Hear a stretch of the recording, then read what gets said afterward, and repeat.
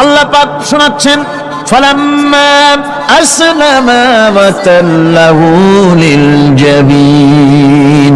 পিতা পুত্র দুজনই রাজি হয়ে গেল। পিতা তার ছেলেকে কাত করে গলার উপরে ছুরি ধরেছেন। আল্লাহ রাব্বুল আলামিন ইসমাইল জবাই হোক, এটা আল্লাহ চান নাই, আল্লাহ চেয়েছেন পরীক্ষা করতে। পরীক্ষায় ইব্রাহিম পাস হয়ে গেলেন। আল্লাহ পাক বলছেন, ওয়ানাদাইনাহু আইয়া ইব্রাহিম قد صدقت الرؤيا إنا كذلك نجزي المحسنين। আমি ইব্রাহিমকে ডেকে বললাম, ইব্রাহিম তুমি তোমার স্বপ্নকে বাস্তবে রূপ দিয়েছো, আর এভাবে করি আমি মুহসিনদেরকে পুরস্কৃত করে থাকি। আল্লাহ পাক খুশি হলেন। আল্লাহ পাক বললেন, ইন্না হাযা লাবালাউল মুবিন। নিঃসন্দেহে এটি একটি বিরাট পরীক্ষা ছিল। ঠিক কি না? আল্লাহ নিজে বলছেন এটা একটি বিরাট পরীক্ষা, আযীম ইমতিহান। সে ইমতিহানে তিনি পাশ করলেন। পরীক্ষায় উত্তীর্ণ হওয়ার জন্য রব্বুল আলামিন পুরস্কার দিয়ে দিলেন। আল্লাহ পাক বললেন, সালামুন আলা ইব্রাহিম। পড়েন সবাই, সালামুন আলা ইব্রাহিম। ইব্রাহিমের প্রতি আল্লাহ পাক বললেন, ইব্রাহিমের প্রতি সালাম রইল। সুবহানাল্লাহি ওয়া বিহামদিহি। হযরত ঈসা আলাইহিস সালামকে খ্রিস্টানেরা তারা বলেছে, وقالت النصارى المسيح ابن الله। মসিহ হচ্ছে কার ছেলে? নাউযুবিল্লাহ। বলেন সবাই নাউযুবিল্লাহ। তাকে যখন আল্লাহর ছেলে বলা হলো, আল্লাহর পুত্র বলা হলো, রব্বুল আলামিন তার জবাবে বললেন, ইন হুয়া ইল্লা আবদুন আনআমনা আলাইহি। তিনি তো একজন বান্দা, তিনি আমার বান্দা ছাড়া আর কিছুই নন। আমি তার প্রতি অনুগ্রহ করেছি। বান্দা, আমার বান্দা। আল্লাহ পাকের বান্দা হওয়ার ব্যাপারে কোন মানুষের লজ্জা থাকার কথা নয়। এমনকি আল্লাহ পাক ঈসা আলাইহিস সালাম সম্পর্কে বলছেন, লা ইয়াস্তানকিফাল মাসীহু আইয়াকুনা আবদান লিল্লাহি ওয়ালাল মালাইকাতুল মুকাররাবুন। মসিহ আল্লাহর বান্দা, তাতে কখনো বিন্দুমাত্র লজ্জা তিনি পোষণ করেন নাই যে আমি আল্লাহর বান্দা, আল্লাহর গোলাম। এটা কথা হইল? এরকম লজ্জা তিনি পোষণ করেননি। এমনকি তার নিকটবর্তী ফেরেশতা যারা, তারাও আল্লাহর বান্দা গোলাম হওয়ার জন্য তাদের ভিতরে কোনো লজ্জা নাই। যারা নাকি আল্লাহর গোলাম, এই ব্যাপারে যাদের মধ্যে লজ্জার সৃষ্টি হয়, আল্লাহর গোলাম এটা কেমন কথা, বান্দা হওয়াটা কেমন কথা, যারা গোলামীকে অস্বীকার করে তাদের সম্পর্কে আল্লাহ পাক বলছেন, ওয়া মাইয়াস্তানকিফ আন ইবাদাতিহি ওয়া ইস্তাকবির ফাসায়াহশুরুহুম ইলাইহি জামিআ। কেউ যদি আল্লাহর বন্দেগী করার ব্যাপারে লজ্জা পোষণ করে, যদি লজ্জার কারণ মনে করে, অহংকার করে, গৌরব করে, তাহলে তারা পালাবে কোথায়, যাবে কোথায়? আমি কিয়ামতের দিন সবগুলিকে এক জায়গায় করে ফেলবো। সুতরাং আল্লাহ পাকের গোলামিতে আল্লাহ যে বান্দা বলে যখন ডাকেন, লজ্জার কোনো কারণ নাই। অহংকার যে করবে সে নিজেকে ধ্বংস করবে। আল্লাহ পাক সব নবীদেরকে নিজের বান্দা বলেছেন। নবীরা কি? আল্লাহ পাকের বান্দা। হযরত ইউসুফ আলাইহিস সালাম সম্পর্কে আল্লাহ পাক বলছেন, কাযালিকা লিনাসরিফা আনহু আস-সুআ ওয়াল ফাহশা ইন্নাহু মিন ইবাদিনাল মুখলাসিন। এরূপই ঘটল যাতে আমি ইউসুফ আলাইহিস সালামকে, আমার বান্দা, তাকে আমি নির্লজ্জতা ইত্যাদি থেকে আমি রক্ষা করেছি। নিশ্চয়ই হযরত ইউসুফ ছিল আল্লাহ পাকের বান্দা, আল্লাহ পাকের আব্দ। রাসূল করিম সাল্লাল্লাহু আলাইহি ওয়াসাল্লাম তিনি হচ্ছেন সর্বশ্রেষ্ঠ আল্লাহর পয়গম্বর। তার থেকে শ্রেষ্ঠ নবী আর কি কেউ আছে? জোরে বলেন, আছে? তার থেকে মাহবুব, তার থেকে শ্রেষ্ঠ আল্লাহর কাছে আর কেউ নাই। সেই নবীকে আল্লাহ রাব্বুল আলামিন কোরআনে কারীমের ভিতরে তাকে আব্দ বলেছেন। কি বলেছেন? অনেকগুলি আয়াত আছে যে আয়াতের ভিতরে আল্লাহ পাক তার নাম নেন নাই, নবী বলেন নাই, রাসূল বলেন নাই, শুধু বলেছেন আব্দ।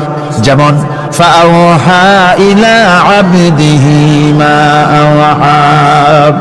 অতঃপর তার বান্দার নিকট যা ওহী করার ছিল তা তিনি করলেন। সেই বান্দাকে মুহাম্মদ সাল্লাল্লাহু আলাইহি ওয়াসাল্লাম। অন্য আয়াতে আল্লাহ পাক বলছেন وأنه لما قام عبد الله يدعوه كادوا يكونون عليه لبدا। আর এই আল্লাহর বান্দা যখন নামাজ পড়তে দাঁড়িয়ে গেল, আল্লাহকে ডাকার জন্য যখন দাঁড়ালো, তখন লোকেরা তার উপরে ঝাঁপিয়ে পড়লো। ঝাঁপিয়ে পড়ার জন্য প্রস্তুতি গ্রহণ করলো। এখানে আব বলা হয়েছে কাকে? মুহাম্মদ সাল্লাল্লাহু আলাইহি সাল্লামকে। এভাবে করে অন্য এক আয়াতে আল্লাহ পাক তার হাবিবকে আব বলছেন, বান্দা বলতেছেন ইন কুনতুম ফি রাইবিন মিম্মা নাযালনা আলা আবদিনা। আমার বান্দার উপরে যে কিতাব নাজিল করেছি তাতে যদি তোমাদের কোনো সন্দেহ হয়, এই যে আমার বান্দার উপরে, ওই বান্দাকে বলেন সবাই মুহাম্মদ রাসূলুল্লাহ সাল্লাল্লাহু আলাইহি ওয়াসাল্লাম। অন্য আয়াতে বলা হচ্ছে তাবারাকাল্লাযী নাযালাল ফুরকানা আলা আবদিহি লিয়াকুনা লিল আলামিনা নাযীরা। অতীব বরকতপূর্ণ সেই মহান সত্তা যিনি তার বান্দার উপরে ফুরকান নাজিল করেছেন। কে সেই বান্দা? মুহাম্মদ সাল্লাল্লাহু আলাইহি ওয়াসাল্লাম।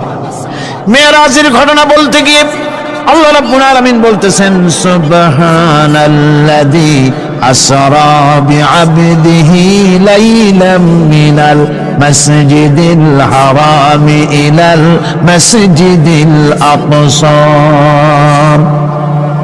পবিত্র সেই মহান সত্তা যিনি তার বান্দাকে ইসরা করিয়েছেন। কে সেই বান্দা? মুহাম্মদ রাসূলুল্লাহ সাল্লাল্লাহু আলাইহি ওয়াসাল্লাম। সুতরাং আবদিয়াত, ইবাদত, গোলামি, এটা হচ্ছে মানুষের জীবনের সবচেয়ে বড় মর্যাদাকর খেতাব। আল্লাহর পক্ষ থেকে আল্লাহর বান্দা হওয়া। গোলামি পরিপূর্ণরূপে হবে কেবলমাত্র আল্লাহ পাকের। এই গোলামির জন্যই আল্লাহ পাক আমাদেরকে সৃষ্টি করেছেন, অন্য কোনো কাজে আমাদেরকে সৃষ্টি করেন নাই। সেই জন্য আমাদেরকে গোলামি করতে হবে, আনুগত্য করতে হবে কেবলমাত্র কার বলুন তো? এই গোলামি যদি সঠিকভাবে করি, যদি বান্দারা যারা আল্লাহ পাকের বান্দা বলে, গোলাম বলে নিজেদেরকে দাবি করে, যদি সঠিকভাবে ইবাদতটা করা যায়, তাহলে আল্লাহ তাদের জন্য কি ওয়াদা করেছেন শুনুন। দুনিয়ায় তাদেরকে আল্লাহ পুরস্কার দেবেন, আখিরাতেও দেবেন। এটা বন্ধ করেন। দুনিয়া এবং আখিরাতে আল্লাহ পুরস্কার দেবেন। সে পুরস্কারটা কি? দুনিয়ার পুরস্কারটা আগে শোনেন। আল্লাহ পাক বলেন যারা আমার ইবাদত করবে তাদের ব্যাপারে আমার ওয়াদা শোনো। ওয়াদাল্লাহুল্লাযীনা আমানু ওয়া আমিলুস সালিহাতি লায়াস্তাখলিফান্নাহুম ফিল আরদি কামাস্তাখলাফাল্লাযীনা মিন ক্বাবলিহিম। তোমাদের মধ্যে যারা ঈমান এনেছে এবং সৎ কাজ করেছে, আল্লাহ রাব্বুল আলামিন তাদের ব্যাপারে আল্লাহর ওয়াদা হচ্ছে, আল্লাহর প্রতিজ্ঞা হচ্ছে, আল্লাহ ওয়াদা করতেছেন তাদেরকে জমিনের উপরে প্রতিষ্ঠিত করবেন। যেমন করে তোমাদের পূর্বপুরুষদেরকে প্রতিষ্ঠিত করা হয়েছিল, ওইভাবে তোমাদেরকে প্রতিষ্ঠিত করা হবে। সুবহানাল্লাহ। প্রতিষ্ঠিত করা হবে মানে রাষ্ট্র ক্ষমতা দেওয়া হবে। কি দেওয়া হবে? যদি গোলাম হও, যদি কি হও? গোলাম। আল্লাহ পাক বলছেন শুধু তাই নয়, আমি আমার দিনকে যারা প্রতিষ্ঠা করবে, আমার গোলামেরা যদি, আমার বান্দারা সঠিকভাবে যদি আমার গোলামি করে, মানানে আমলে সালেহ করে, নেক কাজ করে, আমি তাদেরকে রাষ্ট্র প্রতিষ্ঠার সুযোগ করে দেব। আর তাদের জন্য ভীতির পরিবর্তে, সন্ত্রাসের পরিবর্তে শান্তি কায়েম করে দেব। সুবহানাল্লাহ। وَلَيُمَكِّنَنَّ لَهُمْ دِينَهُمُ الَّذِي ارْتَضَىٰ لَهُمْ وَلَيُبَدِّلَنَّهُم مِّنْ خَوْفِهِمْ أَمْنًا। তাদের দিনকে তারা নিজেদের জন্য যা পছন্দ করেছে অবশ্যই তিনি তা কায়েম করে দিবেন, এবং সন্ত্রাস আর ভীতির পরিবর্তে আল্লাহ নিরাপত্তা দান করবেন। জোরে কোন সুবহানাল্লাহ। সন্ত্রাস বন্ধ হবে, চুরি, ডাকাতি, জেনা, ব্যভিচার সব বন্ধ হয়ে যাবে।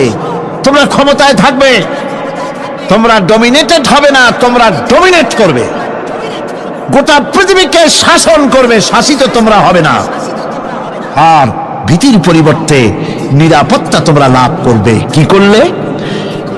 ইয়াবুদুনানি লা ইউশরিকুনা বি শাইআ। সুতরাং তারা যেন আমার ইবাদত করে এবং আমার সঙ্গে যেন কাউকে শরীক না করে। আল্লাহ বলছেন তোমরা যদি আমার সাথে শরীক না করো, ইবাদতের মধ্যে কাউকে যদি শরীক স্থাপন না করো, আর যদি তোমরা আমার ইবাদতটা সলিড ভাবে আমার জন্যই করো, তাহলে রাষ্ট্র ক্ষমতা তোমাদের হাতে আসবে, সন্ত্রাস নির্মূল হবে, শান্তি প্রতিষ্ঠিত হবে। এই হচ্ছে দুনিয়ার পুরস্কার। এটা কিসের পুরস্কার? আর আখিরাতের পুরস্কারের কথা বলা হচ্ছে وَمَن يُطِعِ اللَّهَ وَرَسُولَهُ وَيَخْشَ اللَّهَ وَيَتَّقِهِ فَأُولَئِكَ هُمُ الْفَائِزُونَ। যে ব্যক্তি আল্লাহ এবং রাসূলের আনুগত্য করেছে, আল্লাহকে ভয় করে চলেছে, তার গজব থেকে বেঁচে রয়েছে, সেই হচ্ছে সফলকাম। সফলকাম মানে কি? কিয়ামতের দিন আল্লাহ পাক তাদেরকে জান্নাত দান করবেন। আল্লাহ পাক তাদেরকে কিয়ামতে কি দিবেন? জান্নাত দিবেন, চিরস্থায়ী শান্তির জায়গা, সেই জান্নাত লাভ করা যাবে। আজ ইবাদতের এই যে গুরুত্বপূর্ণ ইবাদত, এই ইবাদতের ভুল অর্থ সমাজের ভিতরে ছড়িয়ে আছে। সাধারণ মানুষের ভুল করেছে, অসাধারণ মানুষেরাও ইবাদতের ভুল অর্থ করে ভুলের মধ্যে নিমজ্জিত আছে বিরাট সংখ্যক লোকেরা। সাধারণ মুসলমানেরা তারা যে ভুলটা করলো ইবাদতের অর্থ করতে গিয়ে, সেটা হলো এই, সাধারণ লোকেরা মনে করলো কয়েকটা অনুষ্ঠানের নাম হচ্ছে ইবাদত, নামাজ, রোজা, হজ, যাকাত, সাদকা, ফিতরা, এর নাম হলো ইবাদত। অনুষ্ঠান শেষে তারা নিজেদেরকে স্বাধীন মনে করলো। তারা আল্লাহ পাকের প্রত্যেকটি আইনের ধারাকে লঙ্ঘন করলো। বছরে একবার রোজা রেখে, বছরে এক মাস রোজা রেখে মনে করলে ইবাদত শেষ। 5 ওয়াক্ত নামাজ পড়ে মনে করলে ইবাদত শেষ। আমি প্রশ্ন করি, 5 ওয়াক্ত নামাজের নামই যদি হয় ইবাদত, 5 ওয়াক্ত নামাজের নামই ইবাদত, এটাই যদি হয়, তাহলে 5 ওয়াক্ত নামাজ পড়তে সময় লাগে কত? উজু টুজু করে বড় জোর 1-1.5 ঘন্টা সময় লাগে 5 ওয়াক্ত নামাজ পড়তে। তো এর নাম যদি হয় ইবাদত, তার অর্থ কি দাঁড়াবে?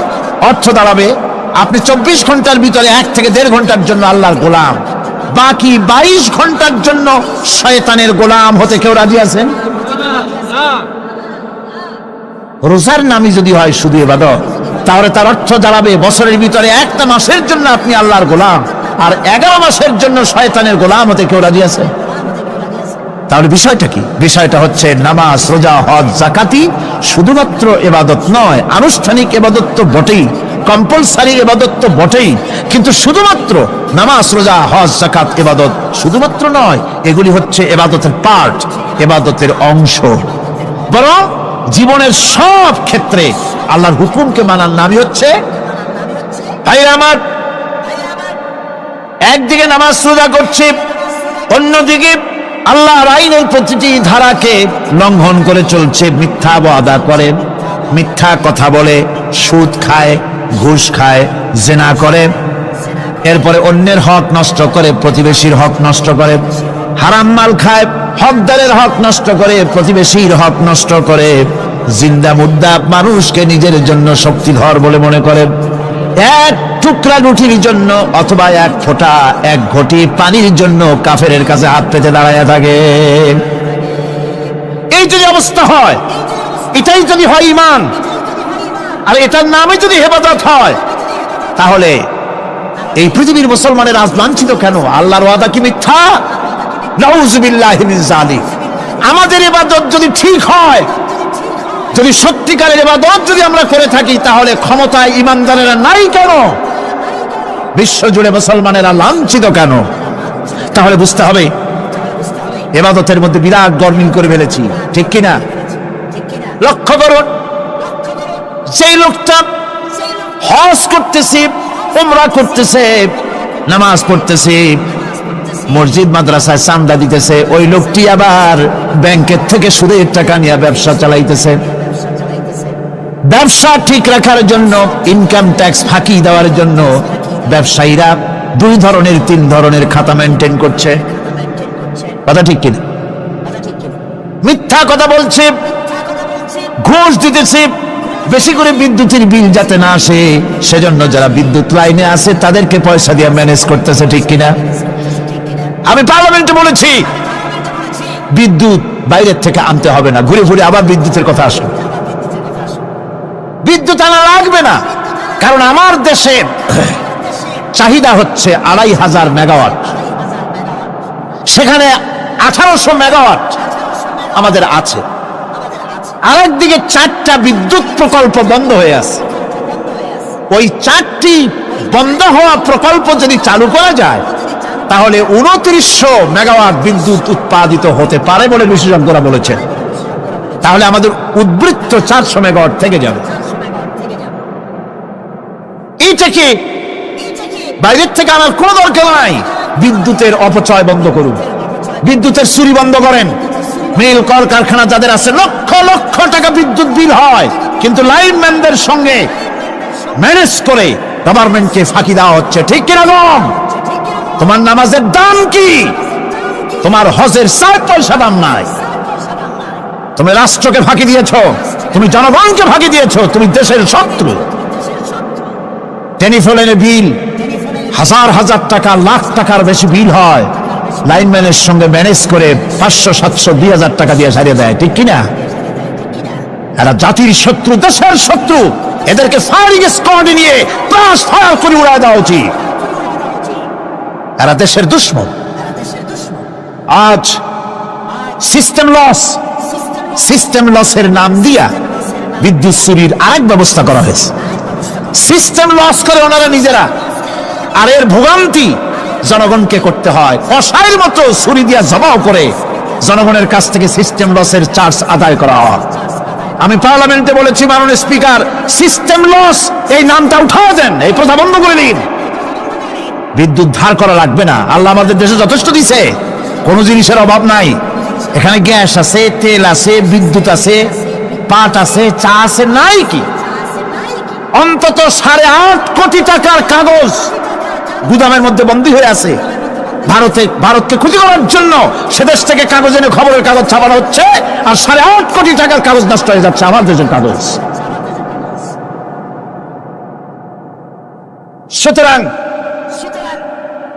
বলতেছিলাম একথাই বলতেছিলাম যে ঈমান আল্লাহর গোলাম হতে হলে ভুল করে বসেছি ইবাদতের অর্থ করতে। শুধু নামাজ, রোজা, হজ, যাকাত, মাজারে কিছু চান্দা দেওয়া, আগরবাতি, মোমবাতি, চাদর একটা দিয়া, পীর সাহেবের 10,000 টাকা চান্দা দিয়া, মুছে তেল মাইখে আর দাঁত বাইর করে হাসে। বেহেশতে তো গেছি, আর দেরি কত? বেহেশত তুমি যাবা, এত সহজ? দেশকে ফাঁকি দিছো, দেশকে ফাঁকি দিয়েছো, জনগণকে ফাঁকি দিয়েছো, নিজের মেয়েকে ফাঁকি দিয়েছে। বিবাহের সময় টাকা পয়সা দিয়া বিবাহ টিবাহ করায় দিল। ব্যবসা, ধানি সম্পত্তি, বাড়ির সম্পত্তি সব ছেলেদেরকে দিয়ে দিল, মেয়েটারে ফাঁকি দিয়ে দিল। দেয় না এরকম? ফুপুকে ফাঁকি দিল, বোনকে ফাঁকি দিল। এরপরে মোনাজাত করে সবে বরাতে, আল্লাহ আমারে বেহেশত দিও। ফেরেশতারা কয়, মর তুই আগে, বেহেশত তোরে কেমনে দেয় ভালো করে দেখাই দেব। বেটা তুই যাবি বেহেশতে? এত সোজা? ওটা মামু বাড়ির বারান্দা নাকি? এত সহজ নয়। সুতরাং সাধারণ মানুষ মারাত্মক ভুল করেছে এখানে। নামাজ, রোজা, হজ, যাকাত ইবাদত, আর কিছু কি ইবাদত মনে করে নাই? আপনার চাকরি আপনার ইবাদত, চাকরিতে ফাঁকি দেওয়া যাবে না। আপনি সুস্থ মানুষ, মেডিকেল লিভ নিয়ে ওয়াজ মাহফিল অথবা কোনো ইজতেমায় যাওয়া যাবে না, কোনো চেল্লা দিতে যাওয়া যাবে না। মেডিকেল লিভ নিয়ে আপনি সুস্থ মানুষ, কেন আপনি মেডিকেল লিভ নিচ্ছেন? আপনি ফাঁকি দিতে পারবেন না। সরকারি চাকরি করেন, মিল কল কারখানায় চাকরি করেন, ফরজ নামাজ পড়েছেন ভালো কথা, সুন্নাত পড়েছেন ভালো কথা, নফল পড়বেন না। জোহরের নফল পড়া বাদ দিন। যদি আপনি চাকরিজীবী হন, চাকরি করেন, ওটাই ইবাদত। এর নাম ইসলাম, এর নাম ইসলাম। গভর্নমেন্ট যে বেতন দেয় সেই বেতনের উপরে সন্তুষ্ট থাকুন, ঘুষ খাইয়েন না।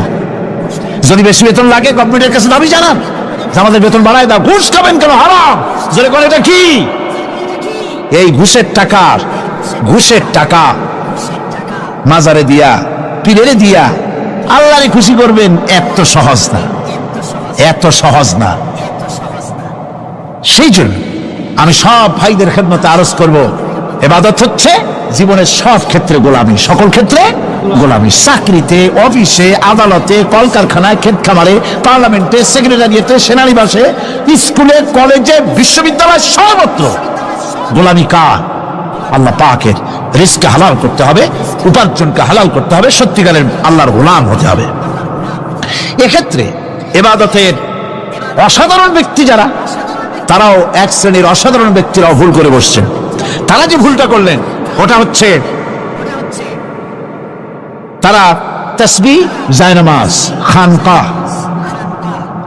হুজরাখানা এর ভেতরে বসে জিকির আজগার করাটাকেই জীবনের জন্য আল্লাহর ইবাদত মনে করে নিলেন।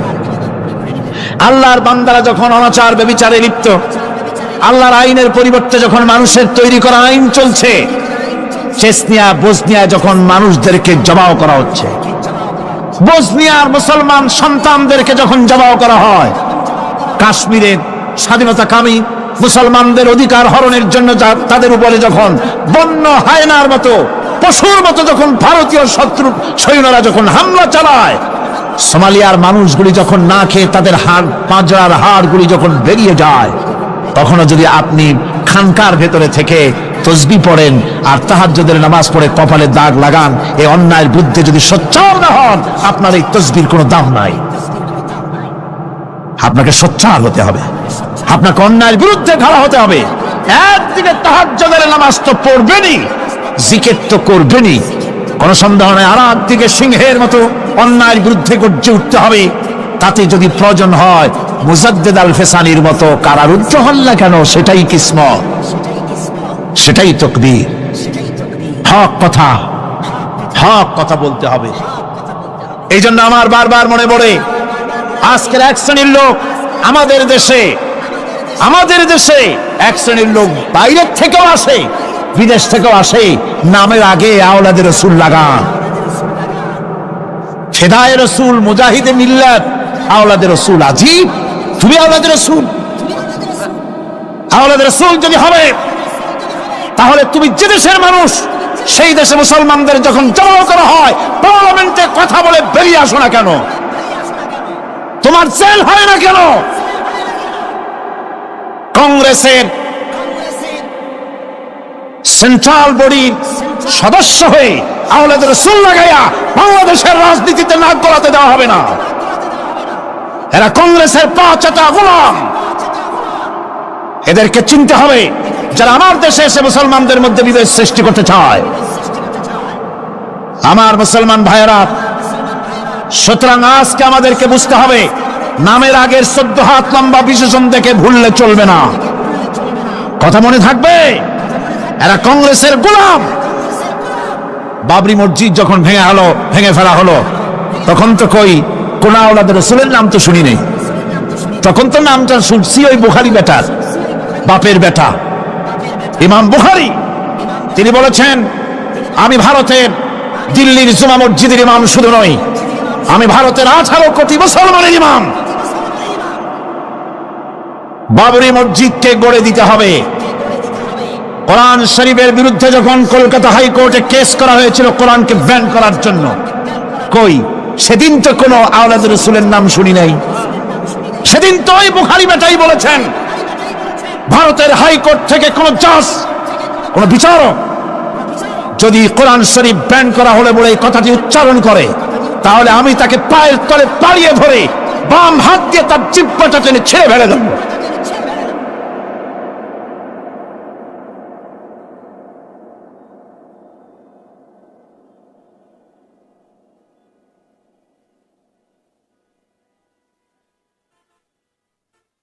বন্ধুগণ, সুতরাং আমাদেরকে বুঝতে হবে, বসুন, বেয়াদবি করবেন না, বসেন। আমাদেরকে বুঝতে হবে, খানকায় শুধু জিকির আজগার করলেই চলবে না। হযরতে শাহজালাল রহমতুল্লাহ আলাইহি এক হাতে ছিল তরবারি, আর এক হাতে ছিল কোরআন। লড়াই করেছেন হযরতে শাহ মখদুম, হযরতে খান জাহান আলী, হযরতে খাজা মুঈনুদ্দিন চিশতি আজমেরি রহমতুল্লাহ আলাইহি, হযরতে মুজাদ্দিদ আল ফিসানি রহমতুল্লাহ আলাইহি। মুরিদের বাড়ি জম্মের খাওয়া খাইয়া পেটটা কুমিরের মতো বড় করে নাই, জেল খেটেছে হক কথা বলতে গিয়ে। বাপের বেটা হও, নিজের দেশে কথা কও। বাংলাদেশে এসে তারপরে জনগণের টাকা লুটপাট করার কাউকে অধিকার দেওয়া হবে না। আমার বন্ধুগণ, আল্লাহর ওলি যারা, তারা এভাবে করে জনগণের খেদমত করেছেন, কথা বলেছেন। সুতরাং শুধু জিকির আজগার করলেই হবে না, হক কথা বলতে হবে স্পষ্ট করে। এটাই হলো ইবাদতের হক আদায় হবে যদি সত্যিকারের হক কথা বলা যায়। অসাধারণ ব্যক্তিরা ময়দানে কথা বলবেন, হক কথা বলবেন, অন্যায়ের বিরুদ্ধে সোচ্চার হবেন। আর সাধারণ জনগণ কথা ও কাজের মিল করবেন, নামাজ রোজা হজ যাকাত করবেন যার কথা মতো, রাজনীতি অর্থনীতি সমাজনীতি করবে সেই আল্লাহর কথা মতো। তাহলেই সত্যিকারের মুসলমান হওয়া যাবে। কথা বুঝে আসছে কিনা ভাই? কথা বুঝে আসছে কিনা? একটু জোরে সরে জিকির করেন, লা ইলাহা ইল্লাল্লাহ, লা ইলাহা, লা ইলাহা ইল্লাল্লাহ। আরো জোরে,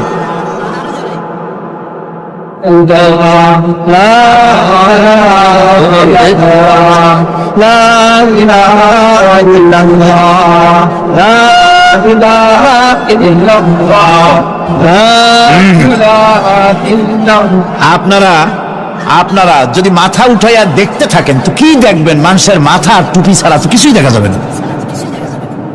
কাজেই ওঠা বসা না করে আজকে এক পবিত্র রাত আমরা আল্লাহর কাছে দোয়া করব। আলোচনার আমি এগিয়ে যাচ্ছি। এবাদত আমাদেরকে বুঝতে হবে। এবাদত যদি না বুঝি তাহলে মুসলমান বলে দাবি করারও কোনো মূল্য নাই।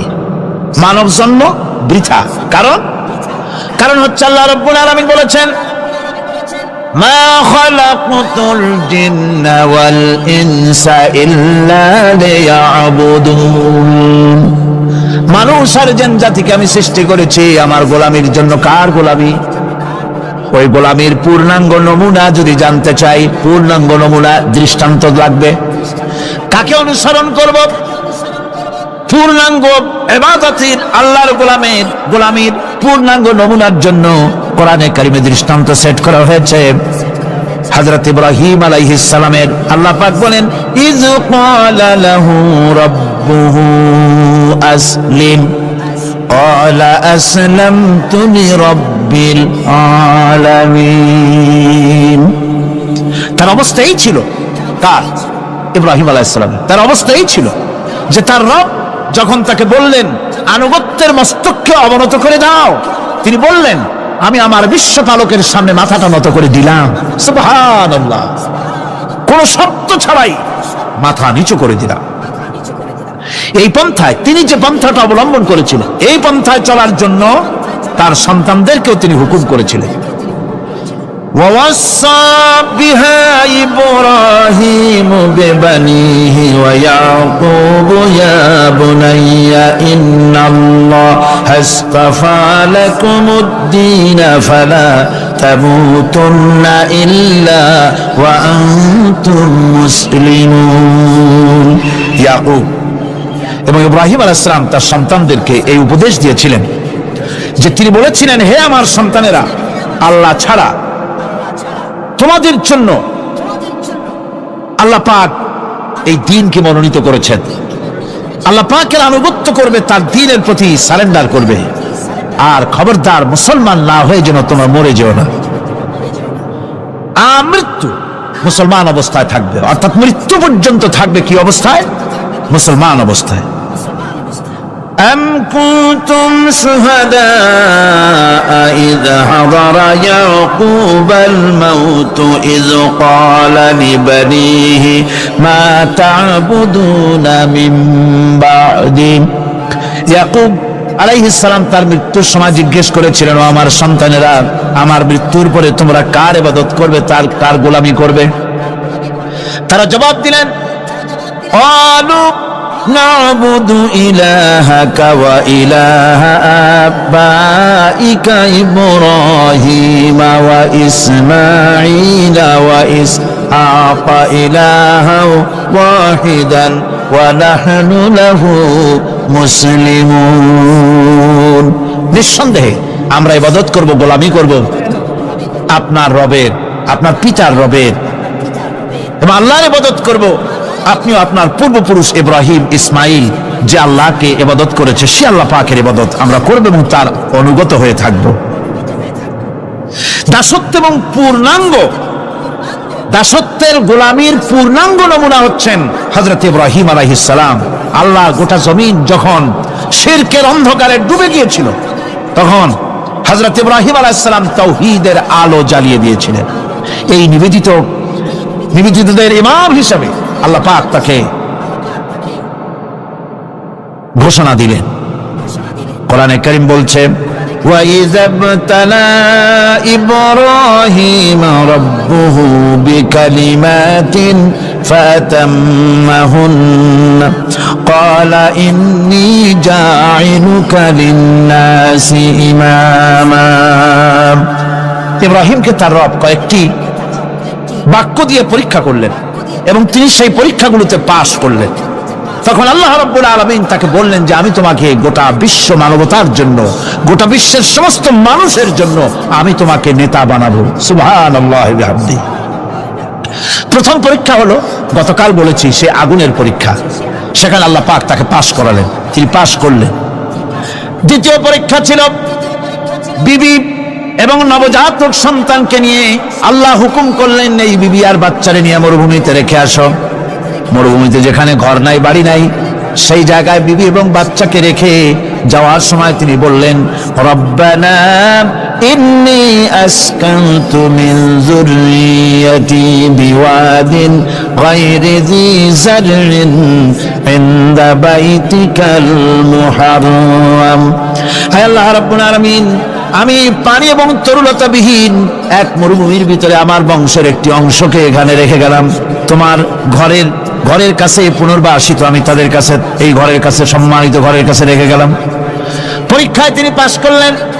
হযরতে হাজেরা প্রশ্ন করলেন, ইব্রাহিম, পানি নাই, খাবার নাই, মানুষ নাই, ঘর নাই, বাড়ি নাই, মরুভূমির ভিতরে আমাকে আর আমার বাচ্চারে ফেলে রেখে যাচ্ছ কেন? কোনো জবাব নাই। দুইবার তিনবার প্রশ্ন করলেন। এরপরে তিনি আবার প্রশ্ন করলেন, বললেন, ইব্রাহিম, এটা কি আল্লাহর হুকুম নাকি? হযরত ইব্রাহিম আলাইহিস সালাম নিজের কলিজার টুকরা সন্তান আর বিবিকে রেখে যেতেছেন ভারাক্রান্ত মন নিয়ে। তিনি আকাশের দিকে আঙ্গুল উঁচু করে দেখালেন। হযরত হাজেরা বুঝলেন ইনি তো আল্লাহর পয়গম্বর, আমার কোন অপরাধে এভাবে ফেলে যাওয়ার কথা নয়। তিনি বুঝলেন এটা আল্লাহর হুকুম। হযরতে হাজেরা বললেন, ইব্রাহিম রে, নিশ্চিন্ত মনে বাড়ি ফিরে যাও। আমার মনে কোনো চিন্তা নাই, কোনো পেরেশানি আর এখন নাই। আল্লাহর হুকুমে যদি আমাকে মরুভূমির ভিতরে ফেলে যেয়ে থাকো, তাহলে আমি ওই আল্লাহর প্রতি এতটা ভরসা রাখি যে এই মরুভূমির ভিতরে জল পানি শূন্য, খাদ্য শূন্য জায়গায় আমি আমার বাচ্চাকে আল্লাহ রাব্বুল আলামিন না খাওয়াইয়া মারবেন না। দ্বিতীয় পরীক্ষায় পাশ করল।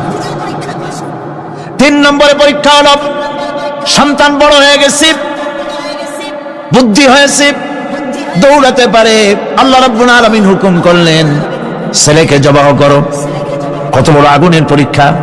কোরআন শরীফ বলছে, হযরত ইব্রাহিম আলাইহিস সালাম নিজের ছেলেকে ডেকে নিয়ে বললেন, ইয়া বুনাইয়া ইন্নী আরা ফিল মানামি আন্নী আযবাহুক ফানজুর মাযা তারা। হে আমার কলিজার টুকরা সন্তান, আমি স্বপ্নে দেখেছি যেন আমি তোমাকে জবাহ করতেছি। তোমার রায় কি, তোমার মত কি, আমারে শোনাও। ছেলে পয়গম্বর, ছেলে তার জবাবে বললেন, ইয়া আবাতি ফাআল মা তু'মার সাতাজিদুনি ইনশাআল্লাহু মিনাস সাবিরিন। হে আমার আব্বাজান, আপনি যে ব্যাপারে স্বপ্নের ভিতরে আদিষ্ট হয়েছেন আপনি তা কার্যকরী করুন। আমাকে এতটুকু অধৈর্যের মধ্যে পাবেন না, আমাকে ধৈর্যশীলদের মধ্যে পাবেন। আমারে আপনি আল্লাহর হুকুম পালন করেন। আল্লাহ পাক শোনাচ্ছেন, ফালাম্মা আসলামা ওয়াতাল্লাহু লিলজাবিন। পিতা পুত্র দুজনই রাজি হয়ে গেল। পিতা তার ছেলেকে কাঁধ করে গলার উপরে ছুরি ধরেছেন। আল্লাহ রাব্বুল আলামিন ইসমাইল জবাহ হোক এটা আল্লাহ চান নাই, আল্লাহ চেয়েছেন পরীক্ষা করতে। পরীক্ষায় ইব্রাহিম পাশ হয়ে গেলেন। আল্লাহ পাক বলছেন, ওয়ানাদাইনাহু আইয়া ইব্রাহিম قد صدقت الرؤيا إنا كذلك নাজিজিল মুহসিনিন। আমি ইব্রাহিমকে ডেকে বললাম, ইব্রাহিম তুমি তোমার স্বপ্নকে বাস্তবে রূপ দিয়েছো, আর এভাবেই করি আমি মুহসিনিনদেরকে পুরস্কৃত করে থাকি। আল্লাহ পাক খুশি হলেন। আল্লাহ পাক বললেন, ইন্না হাযা লাবালাউল মুবিন, নিঃসন্দেহে এটি একটি বিরাট পরীক্ষা ছিল। ঠিক কি না? আল্লাহ নিজে বলছেন এটা একটি বিরাট পরীক্ষা, আযীম ইমতিহান। সে ইমতিহানে তিনি পাশ করলেন। পরীক্ষায় উত্তীর্ণ হওয়ার জন্য রব্বুল আলামিন পুরস্কার দিয়ে দিলেন। আল্লাহ পাক বললেন, সালামুন আলা ইব্রাহিম। পড়েন সবাই, সালামুন আলা ইব্রাহিম। ইব্রাহিমের প্রতি আল্লাহ পাক বললেন, ইব্রাহিমের প্রতি সালাম রইল। সুবহানাল্লাহি ওয়া বিহামদিহি। ইবাদত এর আনুগত্যের এই উৎকৃষ্ট দৃষ্টান্ত স্থাপনের পর আল্লাহ পাক তার গোটা বিশ্বের মুসলমানদেরকে কিয়ামত পর্যন্ত ইব্রাহিম আলাইহিস সালামকে জাতির পিতা বানায়া দিলেন। সুবহানাল্লাহ। কইতে ইচ্ছা করে না? এরকমের পরীক্ষা কোন পিতারা দিতে পারছে নাকি? গোটা বিশ্বের সমস্ত মানব মণ্ডলীর জন্য আল্লাহ পাক ইব্রাহিম আলাইহিস সালামকে কিয়ামত পর্যন্ত জাতির পিতা হিসাবে ঘোষণা করেছেন। সুবহানাল্লাহ। মিল্লাতা আবিকুম ইব্রাহিম ওয়া সাম্মাকুমুল মুসলিমিন। তোমরা তোমাদের পিতা ইব্রাহিমের মিল্লাতের উপর প্রতিষ্ঠিত হও। আল্লাহ পাক বলছেন, তোমাদের পিতা ইব্রাহিমের মিল্লাতের উপর প্রতিষ্ঠিত হও, আর আল্লাহই তোমাদের নাম রেখেছে মুসলমান। তোমরা হচ্ছে মুসলমান। আমাদের পরিচয়, ওই যে পরিচয়ের কথা আগে হয়ে গেছে, আমাদের পরিচয় আমরা মুসলমান। আমাদের পরিচয় কি? মুসলমান। এটা প্রথম পরিচয়। ইবাদতের পূর্ণাঙ্গ মাপকাঠি হিসেবে আল্লাহ পাক হযরত ইব্রাহিম আলাইহিস সালামকে দুনিয়াবাসীর সামনে পেশ করেছেন। কোরআন বলছে, ইহুদি এবং খ্রিস্টানেরা মুসলমানদেরকে বিভ্রান্ত করতে চায়। তারা বলে, ওয়াকালু কুনু হুদান আও নাসারা তাহতাদু কুল বাল মিল্লাতা ইব্রাহিমা হানিফা ওয়া মা কানা মিনাল মুশরিকিন। ইহুদিরা বলে ইহুদি হও, তবেই তোমরা সঠিক পথ পাবা। খ্রিস্টানেরা বলে খ্রিস্টান হও, তবেই তোমরা সঠিক পথ প্রাপ্ত হবে। আল্লাহ পাক বলছেন, এদের সকলকে বলে দাও, বরং তোমরা সব পরিত্যাগ করে মিল্লাতে ইব্রাহিমের ভিতরে শামিল হয়ে যাও। এটাই মুক্তির পথ, এটাই নাজাতের পথ, এটাই আল্লাহর পথ। সুবহানাল্লাহি ওয়া বিহামদিহি। এমনকি রাসূল কারীম সাল্লাল্লাহু আলাইহি ওয়াসাল্লামকে আল্লাহ পাক বলেছেন, আনিত্তাবি মিল্লাতা ইব্রাহিম হানিফা। চারদিক থেকে মুখ ফিরিয়ে এনে মিল্লাতে ইব্রাহিমের ভিতরে শামিল হয়ে যাও, তারই অনুসরণ করো। রাসূল কারীম সাল্লাল্লাহু আলাইহি ওয়াসাল্লাম ইবাদত বা আনুগত্যের সর্বোৎকৃষ্ট নমুনা হওয়ার কারণে ইব্রাহিম আলাইহিস সালাম সম্পর্কে হুজুর বলেছেন, ইন্না ইব্রাহিমা খায়রুল বারিয়া, রাওয়াহু মুসলিম। রাসূল সাল্লাল্লাহু আলাইহি ওয়াসাল্লাম বলেছেন, ইব্রাহিম হচ্ছেন জগতের সর্বোত্তম ব্যক্তি। সুবহানাল্লাহ। সুতরাং আমাদেরকে ইবাদতের নমুনা হিসেবে ইব্রাহিম আলাইহিস সালামকেও মানদণ্ড হিসেবে দেখতে হবে যে কিভাবে তিনি সারেন্ডার করেছিলেন আল্লাহ পাকের দরবারে। এখন আমি আপনাদের সামনে বলতে চাই, মানুষের জীবনে সবচাইতে বড় দুটি চাহিদা আছে। একটা হচ্ছে খাদ্য, আর একটা হচ্ছে নিরাপত্তা। একটা খাদ্য, আর একটা কি? নিরাপত্তা। পেট ভরে খাইতে চাই, আর চোর ডাকাতের উপদ্রব থেকে নিরাপত্তা পেতে চায়। আইন শৃঙ্খলা পরিস্থিতির উপরে যখন পার্লামেন্টে আলোচনা হচ্ছিল, আমি তখন বলেছি, মাননীয় স্পিকার, আমার দেশের সাধারণ ভোটারদের বড় কোনো আশা আকাঙ্ক্ষা নাই। তারা কোনোদিন বলে না যে আমাদের গুলশানে বাড়ি দিতে হবে সকলে, আমাদেরকে মঙ্গল গ্রহে অফিস বানায় দিতে হবে, পাশেরও গাড়ি দিতে হবে। এগুলি তারা দাবি করে না। সারা ভোট দেয়, কষ্ট করে, মিছিল করে। এই সাধারণ জনগণের দাবি হচ্ছে মিনিমাম দাবি, খুবই কম। তাদের দাবি হলো মোটা সুতার কাপড় চাই ইজ্জত ঢাকার জন্য, পেট ভরে খেতে চাই, পোলাও কোরমা বিরিয়ানির দরকার নাই, আর আশ্রয়ের জন্য ছোট্ট একটু ঘর চাই, চোর ডাকাতের উপদ্রব থেকে নিরাপত্তা চাই। কথা ঠিক কিনা? আমি বললাম, স্পিকার সাহেব, আজ পর্যন্ত যতগুলি গভর্নমেন্ট এসেছে বাংলাদেশে, প্রত্যেকটি গভর্নমেন্ট আমার দেশের জনগণের এই ন্যূনতম দাবি, এই আশা পূরণ করতে ব্যর্থতার পরিচয় দিয়েছে। কেউ পারে নাই। যারাই গেছে তারাই তাদের নিজেদের আখের গোছাবার চেষ্টা করেছেন। সব নিজেকে নিয়ে ব্যস্ত, নিজের লোকদের নিয়ে ব্যস্ত, জনগণ নিয়ে চিন্তা নাই। সুতরাং মানুষের চাহিদা হচ্ছে খাদ্য আর নিরাপত্তা। আমরা কি খাদ্য আর নিরাপত্তা সত্যি কি চাই? চাই। খাদ্য যদি চাই ক্ষুধার সময়, নিরাপত্তা যদি চাই ভীতির সময়, আল্লাহ রাব্বুল আলামিন বলেন কোন গভর্নমেন্ট দিতে পারবে না, দুনিয়ায় কেউ দিতে পারে নাই, পারবেও না। ক্ষুধার সময় যদি খাদ্য চাও, ভীতির সময় যদি নিরাপত্তা লাভ করতে চাও, তাহলে ফালিয়াবুদু রাব্ব হাযাল বাইত, এই ঘরের মালিকের ইবাদত কর। কোন ঘর? কাবা ঘর। বলেন কোন ঘর? কাবা ঘর। কাবা শরীফের মালিকের ইবাদত কর। তাহলে কি হবে?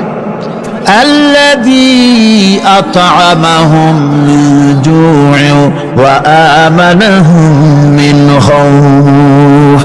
এই ঘরের মালিকের ইবাদত যদি করো, তাহলে ক্ষুধার সময় তিনি তোমাদেরকে খেতে দিবেন, আর ভীতির সময় তিনি তোমাদের নিরাপত্তা দান করবেন।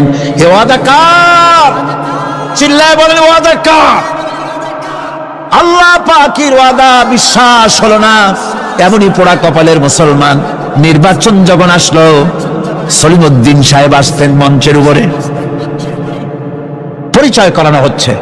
এত আপনারা যার বক্তৃতা শোনার জন্য দ্বিপ্রহরের রৌদ্রে কষ্ট করতেছিলেন, এখন সেই সংগ্রামী জননায়ক, বিপ্লবী সন্তান, তিনি এখন আপনাদের সামনে বক্তব্য রাখবেন। উনি দাঁড়ায় বললেন, ভাইয়ার আমার, বোনের আমার, আমি এবার বোতল মার্কা বাক্স নিয়ে দাঁড়াইছি, আমারে সকলে মিলে ভোট দেন। এবার যদি ক্ষমতায় যেতে পারি, না খাইয়া কেউ মরবেন না, কিন্তু কি খাইয়া মরবে তাও কয় না। মানুষেরা এই কথাগুলি বিশ্বাস করলার সমানে ভোট দিল। হায় রে কপাল! আল্লাহ বললেন আমার ইবাদত কর, আমার গোলামি কর জীবনের সব জায়গায়, তাহলে ক্ষুধার সময় খাইতে পারবি আর ভীতির সময় নিরাপত্তা পাবি। আল্লাহর কথাটা বিশ্বাস হইল না। এই নামাজ পড়ার মুসলমানের দাম আছে, কোন দাম আছে? এ রোজার দাম আছে, এ মুসলমান দাবি করেন দাম আছে। আল্লাহ রাব্বুল আলামিন তিনি পরিষ্কার করে বলছেন, এই ঘরের মালিকের ইবাদত করো, তিনি ক্ষুধার সময়ে খেতে দিবেন, আর তিনি তোমাদেরকে ভীতির সময় নিরাপত্তা দান করবেন। চাউলের অভাব হবে না, পাটের অভাব হবে না, খাদ্যের অভাব হবে না, কারণ দুটি জিনিস যদি তোমরা করতে পারো, খাবারের অভাব হবে না। ওয়ালাউ আন্না আহলাল কুরা আমানু ওয়াত্তাকাউ লাফাতাহনা আলাইহিম বারাকাতিন মিনাস সামাই ওয়াল আরদ। দেশের লোকেরা, জনপদের লোকেরা যদি দুইটা কাজ করে, এক নম্বরে হলো আমার উপরে ঈমান আনবে, দুই নম্বরে হলো আমাকে ভয় করার নীতি অবলম্বন করে যদি চলে, তাহলে ওই দেশের মানুষের জন্য আকাশ আর জমিনের সব বরকতের দরজা আমি আল্লাহ খুলে দেব। আল্লাহর ওয়াদা। আল্লাহ পাকের নিকট মানুষের সবচাইতে বড় দাবি কি? আল্লাহর কাছে মানুষের সবচাইতে বড় দাবি কি করতে পারেন? আল্লাহ পাকের কাছে মানুষের শ্রেষ্ঠ দাবিটা আল্লাহ নিজেই শিখাই দিয়েছেন। আমার কাছে দাবি কর, ইহদিনাস সিরাতাল মুস্তাকিম। আয় আল্লাহ, একটা সোজা, একটা সরল রাস্তা আমারে দাও, একটা সহজ পথ আমারে দাও। এই কথা সূরা ফাতিহা দাবি করার পর আল্লাহ রাব্বুল আলামিন এই অভিনন্দনের জবাবে, 7টা বাক্যের অভিনন্দনের জবাবে আল্লাহ রাব্বুল আলামিন 30 পারা কোরআন শরীফ নাজিল করে দিলেন। সূরা ফাতিহার এই সওয়ালের জবাবে আল্লাহ পাক বললেন, ওয়া আনি'বুদুনি হাযা সিরাতুম মুস্তাকিম। সোজা রাস্তা চাও, আমার গোলামি করো, ইবাদত করো। সব জায়গায় ইবাদত, গোলামি করাই লাগবে। আমার কাছে সোজা রাস্তা চাও, সোজা রাস্তা হলো আমার গোলামি করা। কার গোলামি? বেহেশতে যেতে চান? আমি আসতে গেলাম বলে আপনারও আসতে জবাব দিলেন। বেহেশতে যেতে চান? সুবহানাল্লাহ। এমন কোন মানুষ আছে নাকি যে বেহেশতে যেতে চায় না, মদ করে যাইতে চায়? আমরা সবাই বেহেশতের আশা করি, ঠিক কিনা? আল্লাহ রাব্বুল আলামিন বলেন, বেহেশতে যদি যেতে চাও তাহলেও ইবাদত করা লাগবে, ইবাদত ছাড়া জান্নাতে যাওয়া যাবে না। ফাদখুলি ফি ইবাদি ওয়াদখুলি জান্নাতি। সর্বপ্রথম আমার বান্দার মধ্যে দাখিল হয়ে যা, আমার গোলামির মধ্যে দাখিল হ, আমার গোলাম হয়, এরপরে আমার জান্নাতে চলে যা। আগে গোলাম হবি, তারপরে কোথায় যাবি? জান্নাতে যাবে। আগে গোলাম হ, আগে গোলামির খাতায় নাম লেখা, আগে সত্যিকারের আমার বান্দা হ, গোলাম, এরপরে জান্নাতে যাওয়া যাবে। জান্নাতে যাইয়া আল্লাহর সাথে কি দেখা করতে চাই? আল্লাহর সাথে দেখা করতে চাই। আল্লাহ রাব্বুল আলামিন বলেন, ফামান কানা ইয়ারজু লিকা রাব্বিহি ফালইআমাল আমালান সালিহান ওয়া লা ইউশরিক বিইবাদাতি রাব্বিহি আহাদা। তোমাদের মধ্যে যদি কেউ আল্লাহর সঙ্গে, তার রবের সঙ্গে যদি কেউ দেখা করতে চায়, তাহলে সে যেন ভালো ভালো কাজ করে, নেক কাজ করে, আর তোমার রবের সাথে অর্থাৎ আল্লাহ রাব্বুল আলামিনের সাথে ইবাদতের মধ্যে যেন কাউকে শরীক না করেন।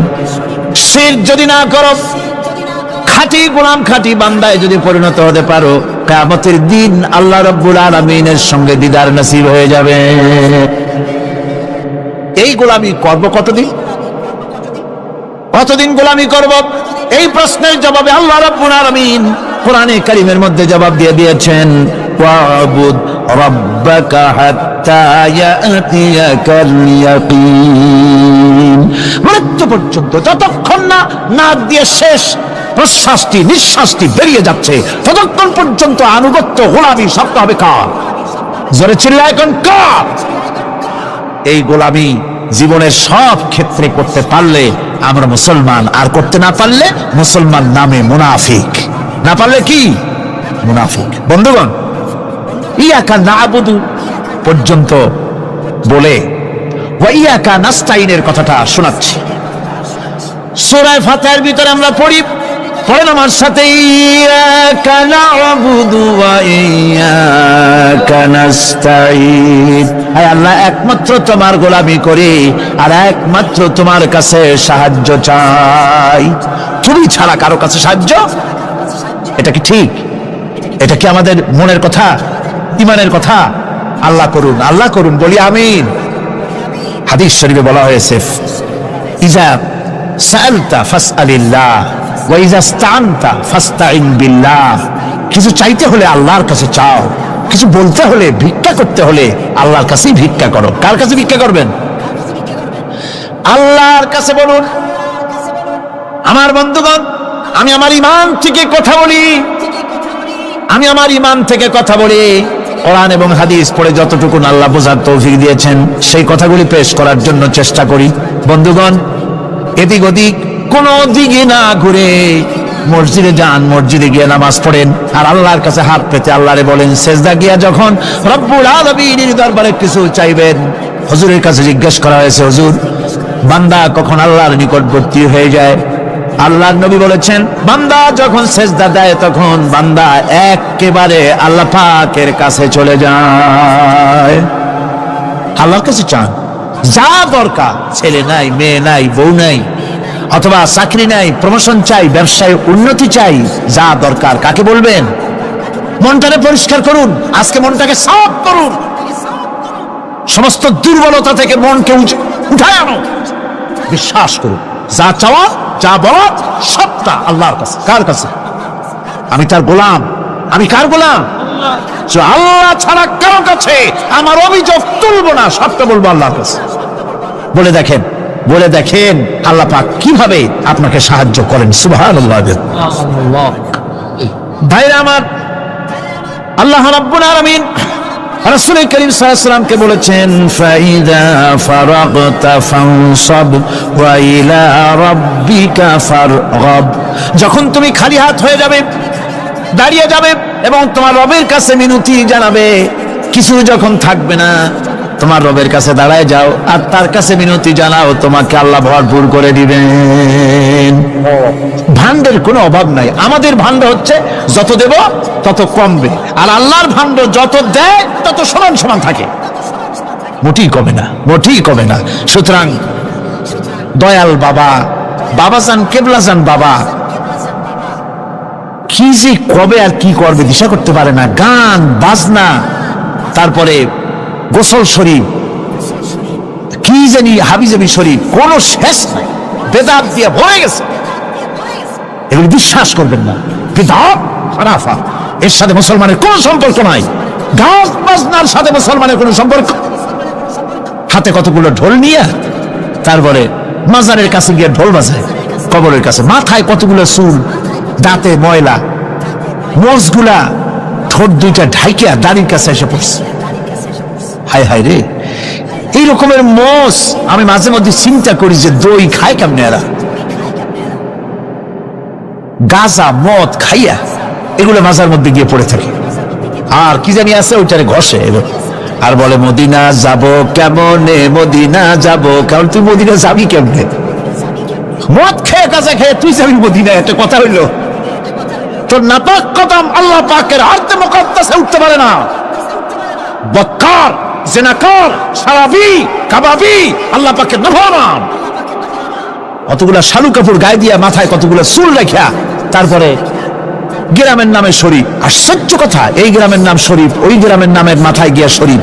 শরীফ তো মক্কা শরীফ, মদিনা শরীফ, কোরআন শরীফ, হাদিস শরীফ। আর শরীফের দরকার নাই। শরীফের জাত মারছে গ্রামে গ্রামে শরীফ লাগাইয়া, কর্ণফুলী শরীফ, চন্দ্রকোনা শরীফ। আশ্চর্য কথা, শরীফ শব্দের একটা ইজ্জত থাকা উচিত, ঠিক কিনা কন? আপনাদেরকে সতর্ক হতে হবে। আনুগত্য এবং গোলামি সকল ব্যাপারে আল্লাহ পাকের করতে হবে। চাইতে হবে কার কাছে? আল্লাহর কাছে। আমার এই কথা আপনাদের মনে আছে কিনা জানি না। সম্রাট শাহজাহানের সময় এক ফকির, এক ভিক্ষুক ভিক্ষা করে বেড়াতো। 70-80 বছর বয়স হয়ে গিয়েছে। এক লোক বলছে, সারা জীবন তো তোমার ছোটবেলা থেকে ভিক্ষা করতে দেখলাম। সে বলল, মানুষে দেয় তো 2 পয়সা, 1 পয়সা, ভিক্ষা ছাড়া করবোটা কি? লোকটি বলল, তোমার একটা পরামর্শ দেই, একদিন সম্রাটের কাছে গিয়ে যে দেখো, একবারে যা দেবে খাইয়া কুলাইতে পারবে না। সম্রাট শাহজাহান কোথায় আছে এখন? দেখো গিয়া মসজিদে আছে। লোকটি মসজিদের বাইরে গিয়ে দেখে সম্রাট একা হাত তুলে বসে আছে, চোখ থেকে পানি পড়তেছে দরদর করে, দাড়ি ভিজে জামায় পড়তেছে, বহুক্ষণ দাঁড়িয়ে আছে। এরপরে সম্রাট তার মুনাজাত শেষ করে বেরিয়ে আসছেন। ফকিরের সঙ্গে দেখা। ফকির বলল, আসসালামু আলাইকুম। তিনি বললেন, ওয়ালাইকুম আসসালাম ওয়া রাহমাতুল্লাহ। ফকির রওনা করেছে। বাদশা বলছে, তুমি তো একজন ভিক্ষুক মানুষ বলি মনে হয়, আমার কাছে তো কেউ কিছু না চাইয়া যায় না, তুমি যে কিছু না চেয়েই চলে যাচ্ছ। ভিক্ষুক বলছে, জাহাপানা, সত্যি কিছু চাইতে এসেছিলাম আপনার কাছে, কিন্তু আপনার অবস্থা দেখে আমার জ্ঞানের চোখ খুলে গেছে। আমি দেখতে পেলাম আমি যে সম্রাটের কাছে ভিক্ষা চাইতে আসলাম, আমি তো শুধু তাকায় আছি, আমি তো কান্দি না, বরং আমি যার কাছে চাইতে এসেছি তিনি আমার চাইতে আরো নগণ্য ভিক্ষুকের মতো হয়ে কার কাছে যেন হাত পেতে চোখের পানি ফেলে কান্দে। মনে মনে ভাবলাম, সম্রাট কান্দে যে সম্রাটের কাছে, ওই আল্লাহ সারা জীবনে কারো কাছে কিছু চাইব না। আল্লাহর কাছে চাওয়ার অভ্যাস করুন, তিনি দিতে পারেন, সবকিছু তার আছে। এই বিশ্বাস মনের ভিতরে জমাতে হবে, তাহলেই সত্যিকারের মুসলমান আমরা হব। আল্লাহ পাক সত্যিকারের গোলাম আমাদেরকে বানাবেন। আমরা বলি আমিন। মুনাফিকদের আরেকটা চরিত্র হলো, তারা যদি আজান শুনতে পায়, আজান এবং নামাজ সম্পর্কে তারা কটূক্তি করে, আজান এবং নামাজ সম্পর্কে তারা কটূক্তি করতে থাকে। এটা হলো মুনাফিকদের আরেকটা চরিত্র।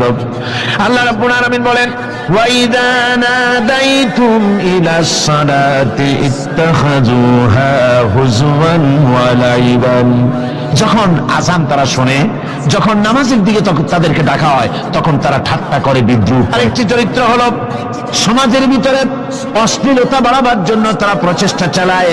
ইন্নাল্লাযীনা ইউহিব্বুনা আন তাশিআল ফাহিশাতু ফিল্লাযীনা আমানু লাহুম আযাবুন আলীম।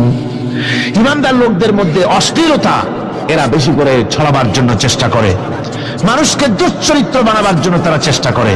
এইভাবে করে রেডিওর মাঝে, সিনেমার ভিতরে, গানের মাধ্যমে, যাত্রার মাধ্যমে, পত্রপত্রিকার মাধ্যমে নানান ভাবে চেষ্টা চালায় যাতে করে মুসলমানদের মধ্যে চরিত্রহীনতা বাড়তে থাকে, শয়তানি বদমাশি বাড়ে, মানুষ চরিত্রবান হতে পারে এমন কিছু প্রদর্শিত হবে না, বরং প্রদর্শিত হবে মুনাফিকরা চেষ্টাই চালাবে যাতে করে মানুষের দ্বীন ও ঈমান নষ্ট হতে পারে, সেগুলি তারা করতে থাকবে। এগুলি হলো মুনাফিকের চরিত্র। এগুলি কি চরিত্র? পাপের কাজ যদি দেখে তড়িৎ গতিতে ওরা ঝাঁপিয়ে পড়ে। কোরআনে কারিমে রব্বুল আলামিন বলেন, ওয়া তারা কাসীরাম মিনহুম ইউসারিউনা ফিল ইসমি ওয়াল উদওয়ান। মুনাফিকদের চরিত্র এটাও যে তারা যখনই সুযোগ পায় তখনই খারাপ কাজের দিকে, মন্দ কাজের দিকে ঝাঁপায় পড়ে এবং মানুষদের মন্দের দিকে, গুনাহের দিকে, জুলুমের দিকে, অত্যাচারের দিকে তড়িৎ গতিতে তারা ঝাঁপায় পড়ে। এটা হলো তাদের কাজ। মুনাফিকদের আরেকটা চরিত্র হচ্ছে তারা যদি নামাজ পড়তে দাঁড়ায়, নামাজ তারা পড়ে মানুষকে দেখাবার জন্য, আল্লাহকে খুশি করার জন্য মুনাফিকরা নামাজ পড়ে না। কোরআনে কারিমে বলা হচ্ছে, ওয়াইদা কামু ইলাস সালাতি কামু কুসালা ইউরাউনান নাস। মুনাফিকদের চরিত্র হচ্ছে তারা নামাজে যায় না, যদি যায় তাহলে নামাজের মধ্যে দাঁড়ায় কাহিনী এবং চুস্তি অবস্থায়, নামাজের মধ্যে দাঁড়ায় এদিক ওদিক তাকায়, টুপিটা ঠিক করে, জামাটায় টান দেয়, বগলে চুলকায়, তারপরে নামাজের মধ্যে ইমামকে সতর্ক করে।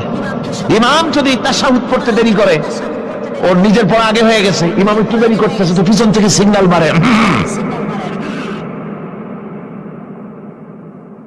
এগুলি নামাজ হচ্ছে।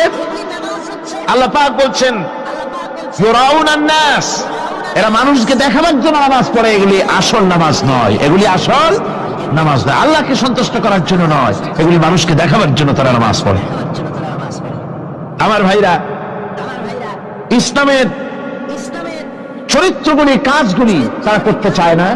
সব সময়ের জন্য ইসলামের সঙ্গে বিরোধিতা করা এবং ইসলামের অপব্যাখ্যা করা, এগুলি হচ্ছে এই মুনাফিকদের চরিত্র, মুনাফিকদের কাজ।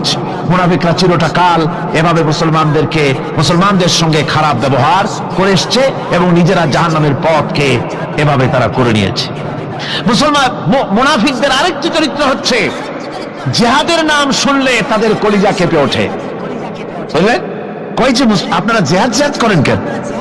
এমনি সহজ পথে কলেমা পড়িয়া অল্পের মধ্যে বেহেশতে যাওয়া যায়, এরকম একটু দোয়া টোয়া শিখান মুসলমানদেরকে। আমাদের কাছে মাঝে মধ্যে আসে, কয় যে মুনাফিক তো সহজে চেনা যায় না। কয় যে হুজুর, এই যে বারবার জিহাদ, এই মারামারি, এই ঠেঙ্গাঠেঙ্গি, এগুলি আছে নাকি ইসলামের মধ্যে? কোথায় আছে যে মারামারি করা লাগবে, তারপরে মিছিল করা লাগবে, ধর্মঘট করা লাগবে, এ ধরনের জিহাদে অংশ নিতে হবে? এগুলি কি? এগুলি বাদ দিয়া সহজভাবে, শান্তভাবে যাতে করা যায়, অল্প অল্প ছোট ছোট দোয়া শিক্ষা দেন যাতে করে সহজে বেহেশতে চলে যাওয়া যায়। আমি বলছি, ভাই, রাসূলুল্লাহ এরকম আমাদের শিখান নাই যে এরকমের সূরাগুলি বেহেশতে যাওয়ার জন্য আবিষ্কার করে দেব। ছোট্ট একটা দোয়া পড়বেন, আরবে বেহেশত আপনার মা উমরির বারান্দা যাই কলা খাওয়া শুরু করলেন। এত সহজে বিষয়টা আসবে না, বিষয়টা খুবই কঠিন। আল্লাহ রাব্বুল আলামিন বলেন, মুনাফিকদের চরিত্র হলো জিহাদের নাম যখন তারা শোনে, জিহাদের নাম শোনা মাত্রই তাদের কলিজা কেঁপে ওঠে। রাআইতাল্লাযীনা ফী কুলুবিহিম মারাদুন ইয়ানজুরুনা ইলাইকা নাযারাল মাগশিয়্যি আলাইহি মিনাল মাউত। যখনই তাদের অন্তঃকরণ নেফাকের রোগে ভরা, নেফাকের রোগ তাদের কেমন ভাবে পেয়ে বসেছে যে ওরা এমন ভাবে তাকায় থাকে আপনার দিকে, রাসূলুল্লাহর দিকে এমন ভাবে তারা তাকায় থাকে যে জিহাদের কোনো কথা বলে ফেলে নাকি। জিহাদের কথা যদি আসে তাহলে তো সর্বনাশ। ওদের মৃত্যু যন্ত্রণার মতো, মৃত্যুর জ্বালায় পতিত ব্যক্তি যেমন চোখ ফ্যাকাশে হয়ে যায়, জিহাদের কোনো কারবার বা যুদ্ধের কোনো দামাডোল বেজে উঠলেই এদের কলিজার মধ্যে কাঁপ সৃষ্টি হয়ে যায়, কলিজার মধ্যে কাপ সৃষ্টি হয়। জিহাদে তারা দারুণ ভাবে ভয় পায়। মুমিনদের উল্টা, মুমিনদের হলো জিহাদের নাম শুনলে তাদের কলিজার মধ্যে ফুর্তি আসে। তার কারণ হচ্ছে জিহাদের ময়দান হচ্ছে এমন এক ময়দান, আল জান্নাতু তাহতা দিলালিস সায়ুফ, বেহেশত হচ্ছে তরবারির ছায়াতলে। এই রাস্তায় যদি মরতে পারি, জীবনে তো বহুত গুনাহ করছি, বেহেশতে যেতে পারবো কিনা আল্লাহই জানে, কিন্তু এই একটা পথ, এইখানে যদি জানটা দিতে পারি, বিনা হিসাবে আল্লাহর জান্নাতে চলে যেতে পারবো। আর শাহাদাতের মত হচ্ছে পিঁপড়ায় কাটার যন্ত্রণার চাইতে বেশি কিছু না। মুমিনদের দিলের জন্য খুশি হয়, আর ওদের দিল দারুণ কষ্ট তারা পেতে থাকে। এদের অবস্থা হচ্ছে যেখানে দ্বীনের কথা হয় সেখানে তারা চুপ করে বসে কথা শোনে, আর যখন দ্বীন ইসলামী আন্দোলনের কথা আসে, জিহাদের কথা আসে, তখন তারা খুব ভয় পায়া এদিক ওদিক তাকায়।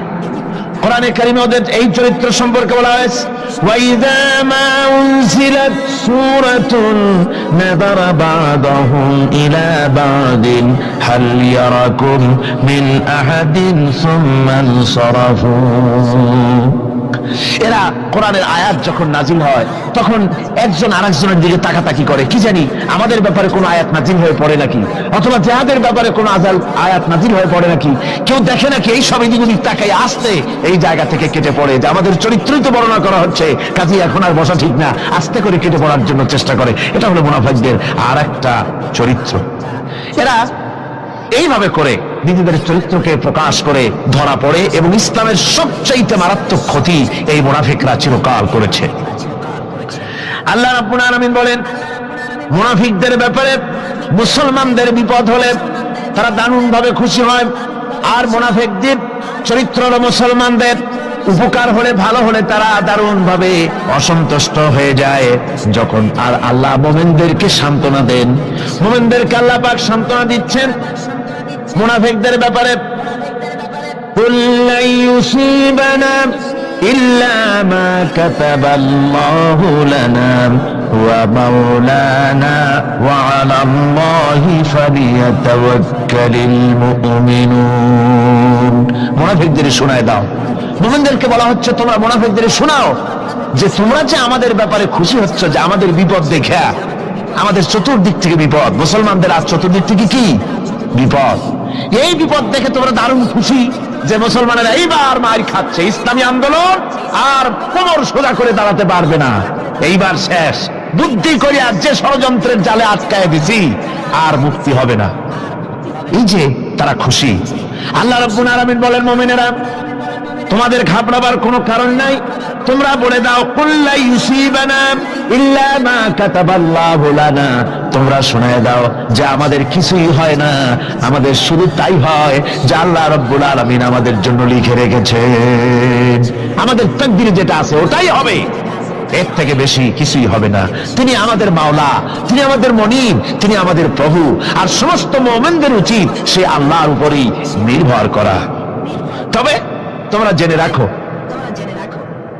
তোমরা আমাদের জন্য যে জিনিসের অপেক্ষা করছো, কুল হাল তারাব্বাসুনা বিনা ইল্লা ইহদাইল হুসনাইন, তোমরা আমাদের জন্য যে জিনিসের অপেক্ষা করতেছো, আল্লাহ বলছেন মুমিনেরা তোমরা বলো, তোমরা মুনাফিকদের বলো যে আমাদের ব্যাপারে তোমরা যে জিনিসের অপেক্ষা করছো তার দুটি ভালোর একটি ছাড়া কি, অর্থাৎ তোমরা আমাদের জন্য অপেক্ষা করতেছো আমরা যেন মরে যাই, আমরা যেন শেকস্ত খাই, তো আমরা যদি পৃথিবীতে মরে যাই তাহলে তো আমরা শহীদ হয়ে গেলাম, আর আমরা যদি বেঁচে থাকলাম তো আমরা তো গাজী হয়ে গেলাম।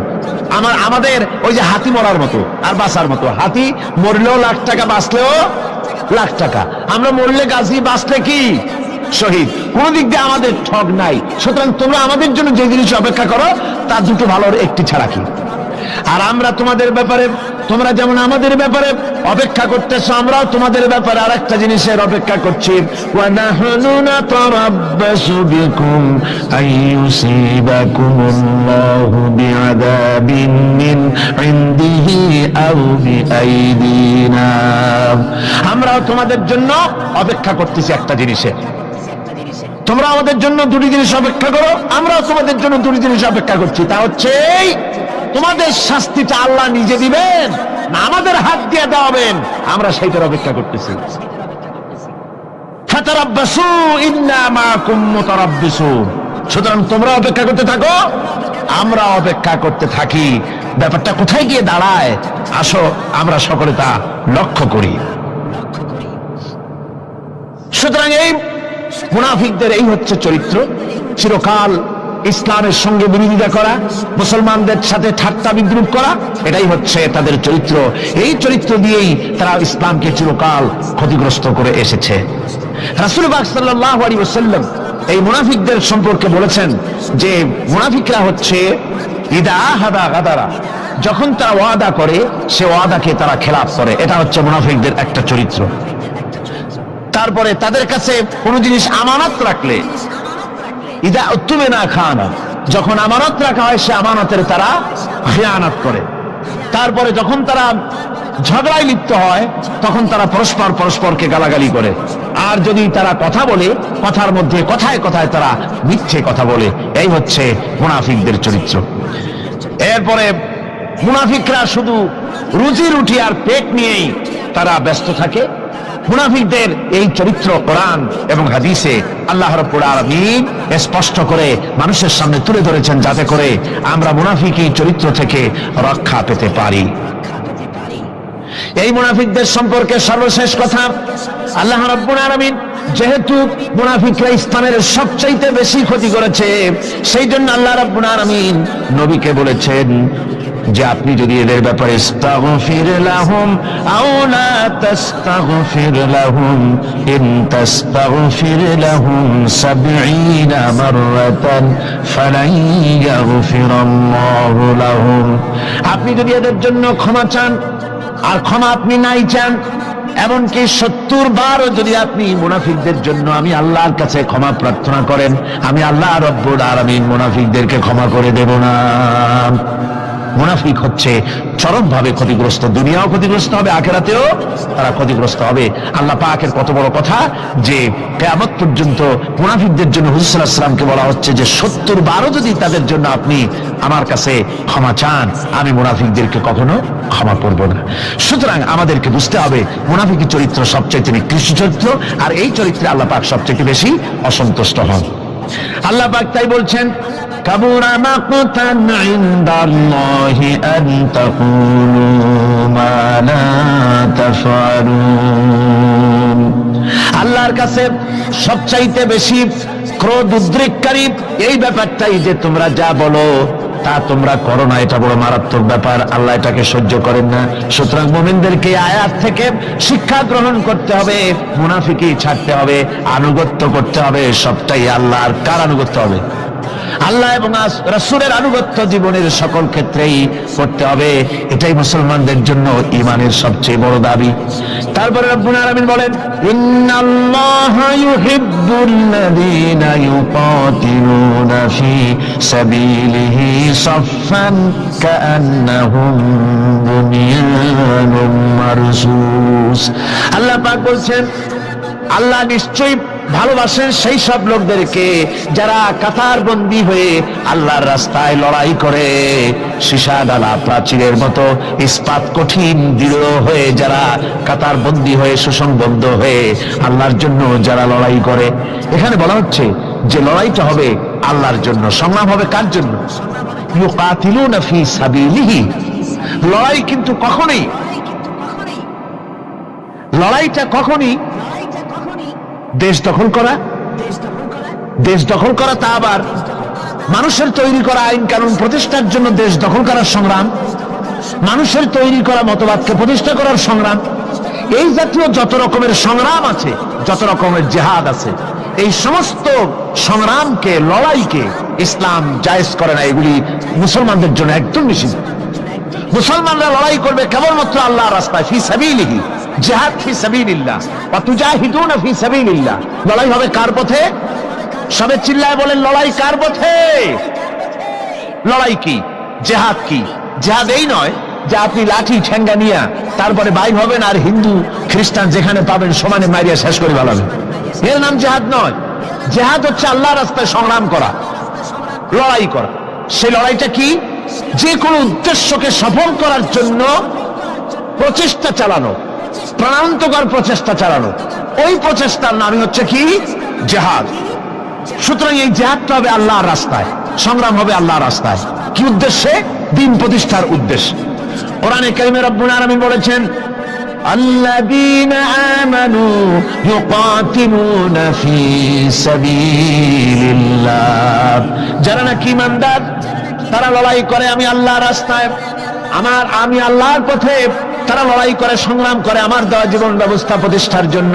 ওয়াল্লাযীনা কাফারু ইউকাতিলুনা ফী সাবিলিত তাগুত, আর যারা নাকি কাফের, ভালো করে শোনেন, আল্লাহ পাক বলছেন যারা নাকি কাফের তারাই লড়াই করে মানুষের তৈরি করা তাগুতের পথে লড়াই করে, অর্থাৎ আল্লাহর দেওয়া রাসূলের দেওয়া বিধানকে বাদ দিয়ে মানুষের তৈরি করা, অন্যের তৈরি করা মতবাদ প্রতিষ্ঠার পিছনে সংগ্রাম করে।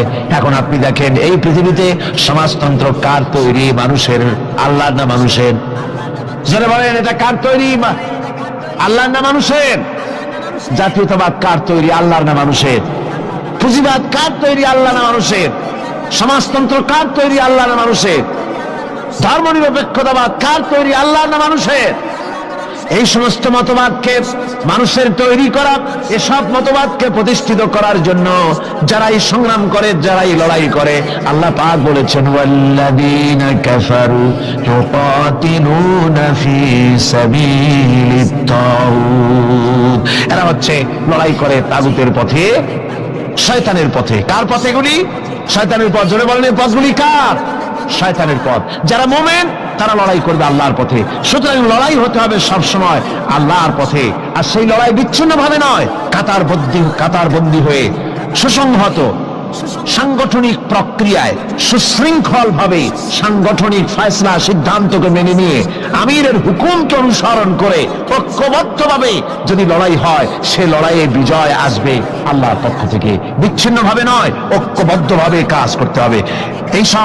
এই আয়াতের মূলনীতির ভিত্তিতে রাসূল পাক সাল্লাল্লাহু আলাইহি ওয়াসাল্লামের নেতৃত্বাধীন এমন এক মহা সামরিক শক্তি গড়ে উঠেছিল যার সামনে তদানীন্তন রোম, পারস্য পদানত হয়েছিল। সুবহানাল্লাহ পড়ে। সুতরাং এমন একটি বাহিনী গড়ার জন্য মুমিনদের প্রতি বলা হচ্ছে যে তোমরা হবে সেই ধরনের বাহিনী যারা নাকি লড়বে আল্লাহর রাস্তায়, আল্লাহর পথে লড়াই করবে নিজেদের জান এবং মাল দিয়ে, ঐক্যবদ্ধভাবে। তারপরে আল্লাহ রাব্বুল আলামিন বলছেন ওয়াইয ক্বালা মূসা লিকওমিহি ইয়া কওমি লিমা তু'যুনানি ফাকাদ তা'লামুনা আন্নী রাসূলুল্লাহি ইলাইকুম ফালাম্মা যাগু আযাগাল্লাহু কুলুবাহুম আল্লাহু লা ইয়াহদিল কওমাল ফাসিকিন। স্মরণ করো মূসা আলাইহিস সালামের কথা। এই কথাগুলি আল্লাহ মুসলমানদের স্মরণ করাচ্ছেন। কাদেরকে? মুসলমানদেরকে। মূসা আলাইহিস সালামের কথা স্মরণ করো। তিনি তার কওমদেরকে বললেন, হে কওম, হে আমার জাতি, তোমরা কেন আমাকে উৎপীড়িত করছো, কেন আমাকে কষ্ট দিচ্ছ? ওয়াকাদ তা'লামুনা আন্নী রাসূলুল্লাহি ইলাইকুম, আর একথা তোমরা ভালো করেই জানো যে আমি তোমাদের জন্য রাসূল হয়ে এসেছি আল্লাহর পক্ষ থেকে। বন্ধুগণ, কোরআনে কারীমে একথা বলা হয়েছে, সর্বত্র প্রায় এসেছে। নবীদের উপরে সমকালীন যুগের লোকেরা নবীদেরকে কষ্ট দিয়েছে, মুসিবত দিয়েছে। কারণ কি? নবীদের স্বভাব খারাপ ছিল, তাই নাকি? নাউযুবিল্লাহি মিন যালিক। নবীরা স্বভাব চরিত্রের দিক থেকে সর্বশ্রেষ্ঠ। নবীদের জন্য সমকালীন লোকেরা খেপলো কেন? খেপেছে একটাই কারণ ছিল।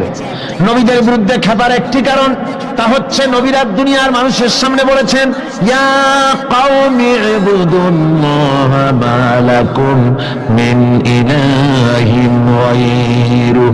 নবীরা দাওয়াত দিয়েছেন, ও আমার কওম, ও আমার জাতি, এক আল্লাহ ছাড়া কারো গোলামি করা যাবে না, কারো আনুগত্য করো না, দাসত্ব করো, গোলামি করো একমাত্র আল্লাহ রাব্বুল আলামিনের। অন্য আয়াতে এসেছে আল্লাহ পাক বলেছেন ওয়ালাকাদ বা'আথনা ফী কুল্লি উম্মাতির রাসূলা আন ইবুদুল্লাহা ওয়াজতানিবুত তাগুত। আমি এমন কোন জাতি নাই, এমন কোন দল নাই যাদের জন্য নবী প্রেরণ করি নাই। নবীরা গিয়া তাদেরকে বলেছেন এক আল্লাহর গোলামি করো, আর মানুষের দাসত্ব তাগুতের গোলামি বর্জন করো, আল্লাহর গোলামি করো। এই কথা বলার সঙ্গে সঙ্গে তাগুত খেপে গেছে। কে খেপে গেছে? কে খেপেছে? তাগুত সহ্য করতে পারে নাই। তাগুত বলা হয় সেই শক্তিকে, যে শক্তি নিজে শুধু আল্লাহর আইন অমান্য করে বসে থাকে না, অন্যদেরকেও আল্লাহর আইন অমান্য করতে বাধ্য করে। ওরাই খেপে গেল, ওরা খেপে মার আরম্ভ করে দিল। হযরতে মুসা আলাইহিস সালাম মার খেয়েছেন, হযরতে মুসা আলাইহিস সালাম, হযরতে ঈসা আলাইহিস সালাম, ইব্রাহিম আলাইহিস সালাম, নূহ আলাইহিস সালাম, এমন কোন পয়গম্বর আছেন যিনি মার খান নাই? কোরআনে কারীম বলা হচ্ছে ইয়া হাসরাতান আলাল ইবাদ মা ইয়াতিহিম মির রাসূলিন ইল্লা কানু বিহি ইস্তাহজিউন। আফসোস বান্দার উপরে, এমন একজন রাসূল পাঠাই নাই যার সঙ্গে সমকালীন যুগের লোকেরা ঠাট্টা করে নাই, বিদ্রুপ করে নাই, পাগল বলে নাই, এমন একজনও পাঠাই নাই। যাকেই পাঠিয়েছি তার সাথে সমকালীন লোকেরা ঝগড়া বিবাদ করেছে, মারধর করেছে, অত্যাচার করেছে। বিশ্বকবি, কবি সম্রাট আল্লামা ইকবাল রহমতুল্লাহ আলাইহি বলেছেন, সতীজা কা রহা হ্যায় अज़ल से ताइमरोज, सतेजा का रहा है अज़ल से ताइमरोज, चरागे मुस्तफा भी से शरारे बुलाबीस। মুস্তফার দ্বীপ শিখার সাথে, মুস্তফার দ্বীপ শিখার সাথে আবুল আহাবের স্ফুলিঙ্গের সংঘর্ষ চলে এসেছে। আবহমান কাল থেকে শুরু হয়েছে, আজও চলছে, কিয়ামত পর্যন্ত চলতে থাকবে। তবে কিনা আবু জাহেলের, আবুল আহাবের অগ্নিস্ফুলিঙ্গ নির্বাপিত হয়ে যাবে, আর মুস্তাফা সাল্লাল্লাহু আলাইহি ওয়াসাল্লামের দ্বীপ শিখা জ্বলতেই থাকবে, নিভে যাবে না। সুবহানাল্লাহ বলেন, নিভে যাবে না। কারণ হচ্ছে আল্লাহ পাক বলেছেন, ইউরিদুনা লিইউতফিউ নূরাল্লাহি বিআফওয়াহিহিম ওয়াল্লাহু মুতিম্মু নূরিহি ওয়ালাউ কারিহাল কাফিরুন। কাফের বেঈমানেরা চায় মুখের ফু দিয়ে আমার আলোকে নির্বাপিত করে দেবে, আমার দ্বীনকে দুনিয়া থেকে মিটিয়ে দেবে। আল্লাহ পাক বলেন, আমি আমার দ্বীনকে পূর্ণতা দান করব, যার জমকের সাথে আমার দ্বীন দুনিয়ার বুকে প্রতিষ্ঠিত হবে। তাতে কাফেরদের কলিজার ভিতরে যতই জ্বালা যন্ত্রণা হোক না কেন, ওদের মনে যত কষ্ট হোক, ইসলাম প্রতিষ্ঠিত হবে। আল্লাহ বলেছেন, কে বলেছেন? আল্লাহ পাক, আমি আমার দ্বীনকে পূর্ণতা দান করব। সুতরাং কাফেররা বাধা দিল নবীদের। কারা বাধা দিল? কাফেররা। যারা বাধা দিল তারা সংখ্যায় 3 শ্রেণী। কয় শ্রেণী?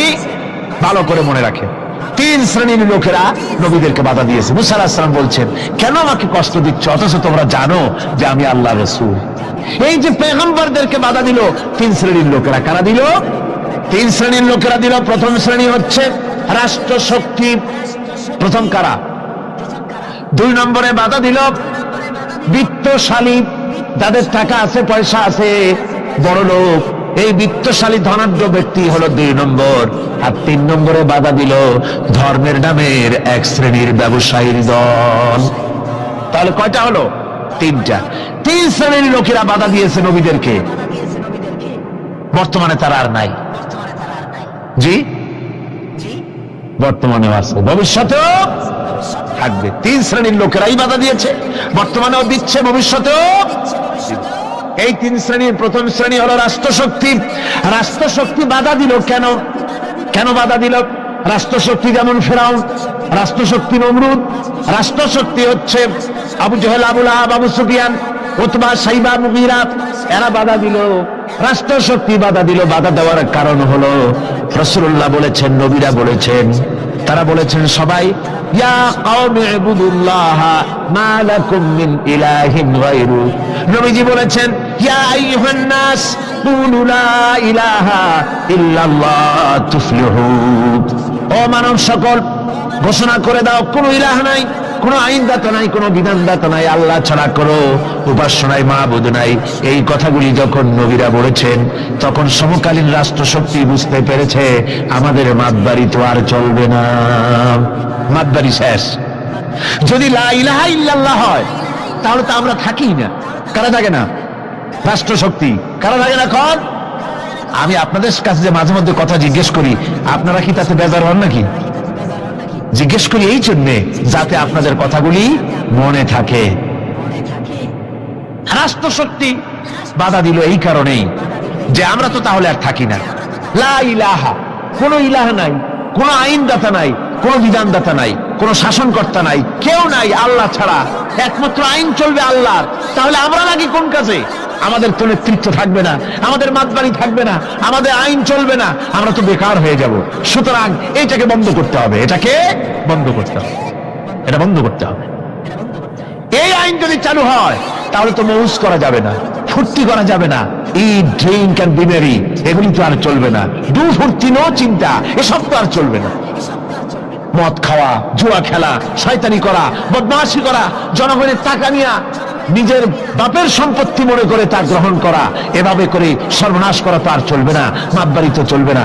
সুদ যদি কোন দেশ আল্লাহর কোরআন অনুযায়ী হারাম ঘোষিত হয়, আল্লাহ তো হারাম করে দিয়েছেন, দেশে যদি সুদ মুক্ত ব্যাংকিং চালু হয় তাহলে উপকৃত হবে শুধু মুসলমান না সব জাতের মানুষ? সব জাতের মানুষ। সুদ দিয়ে মানুষ শোষিত হয়। মদ যদি বন্ধ হয়ে যায়, রাষ্ট্রশক্তি যদি কোরআনের আইন অনুযায়ী, আল্লাহ বলেছেন মদ হারাম, মদ যদি নিষিদ্ধ ঘোষিত হয়, উপকার পাবে না সবাই উপকার পাবে? জেনা যদি বন্ধ হয়ে যায়, সরকার কর্তৃক জেনা যদি বন্ধ করে দেওয়া হয়, তাহলে উপকার কি মুসলমানদের না সারা পৃথিবীর সমস্ত মানুষের? পর্দা করা ফরজ, এই পর্দা প্রথা যদি চালু হয় তাহলে নারীর ইজ্জত রক্ষা হবে শুধু মুসলমানদের না সারা পৃথিবীর সমস্ত নারীর? তো দেখুন, ইসলামের মদ বলেন, সুদ বলেন, ঘুষ বলেন, জেনা বলেন, জুয়া বলেন, যত রকমের আইন ইসলাম করেছে, চোরের হাত কাটা আইন হোক, আর আপনার হত্যাকারীকে কতল করাই হোক, কিসাস হোক, যত রকমের আইন করেছে, সমস্ত আইন দ্বারা উপকৃত হবে সারা পৃথিবীর সমস্ত মানুষ। এই জন্য ইসলাম সাম্প্রদায়িক নয়, মুসলমানেরও সাম্প্রদায়িক নয়, ইসলাম হচ্ছে সার্বজনীন, ইসলাম হচ্ছে বিশ্বজনীন। আজকে রাষ্ট্রশক্তি পয়লা নম্বরেই বাধা দেয় তাদের ক্ষমতাকে টিকিয়ে রাখার জন্য, ক্ষমতাকে কুক্ষিগত করার জন্য, হারাম ভাবে অবৈধভাবে সরকারের জনগণের মালকে, সম্পদকে ভক্ষণ করার জন্য, নিজেদের ফুর্তি, নিজেদের মনের চাহিদা, নিজেদের নাফস এবং প্রবৃত্তি অনুযায়ী চলার জন্য তারা এই নিজেদের ক্ষমতাকে টিকিয়ে রাখার জন্য ইসলামকে চিরকাল তারা বাধা দিয়ে এসছে। 2 নম্বরে বাধা দিয়েছে যারা, সেটা হচ্ছে কি? বিত্তশালী ধনী ব্যক্তিরা, বিত্তশালী ধনাঢ্য ব্যক্তিরা, ওরাই ইসলামের চিরকাল ইসলামের বাধা দিয়ে আসছে, এখনো দিচ্ছে, ভবিষ্যতে দেবে, তবে সব না। ধনী হযরত ওসমান রাদিয়াল্লাহু তাআলা আনহু ধনী ছিলেন, ওই রকম ধনী ব্যক্তি এখন আলহামদুলিল্লাহ কিছু কিছু আছে যারা হযরত ওসমান রাদিয়াল্লাহু তাআলা আনহুর মতো দুহাতে সম্পদ বিলায় দেয়, নাম কামাবার জন্য না, আল্লাহর রাস্তে দিয়ে দেয়। আছে না 2-1 জন? আছে, সমাজে আছে। কিন্তু অধিকাংশ বিত্তশালী ব্যক্তিবর্গ তারা বাধা দেয় ইসলামকে।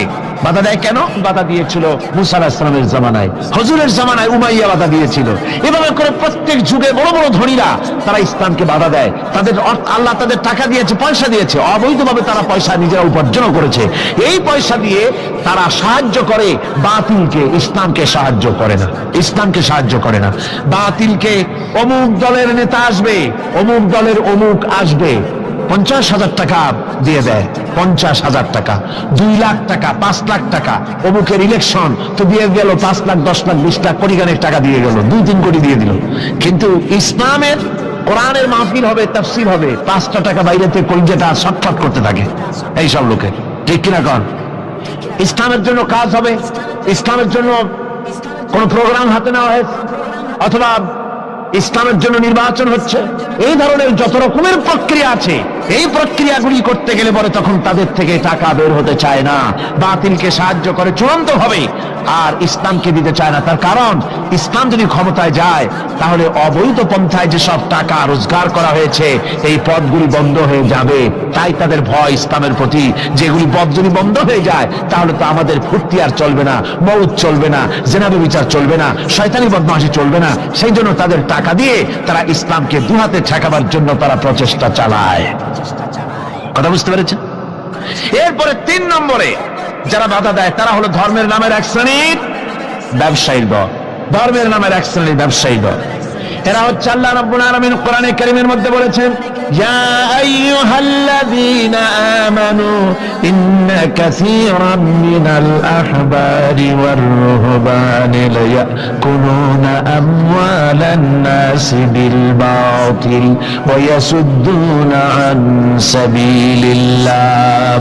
আল্লাহ রাব্বুল আলামিন বলেন, বিশ্বাসীরা শোনো, আরেক দল লোক হচ্ছে যারা আহলে কিতাবের এক শ্রেণীর পীর দরবেশ আলেম জাতীয় এক শ্রেণীর লোক, যারা নাকি আবার এবং রহবান কোরআনের পরিভাষায় বলা হয়েছে এদের কাজ হলো মানুষের মালকে, সম্পদকে বাতিল পন্থায় ভক্ষণ করা। নিজেদেরকে জনগণের সামনে এভাবে পেশ করে যে তারাই যেন বেহেশতের এজেন্ট, তাদেরকে খুশি করতে পারলেই আল্লাহ খুশি হয়ে যাবে।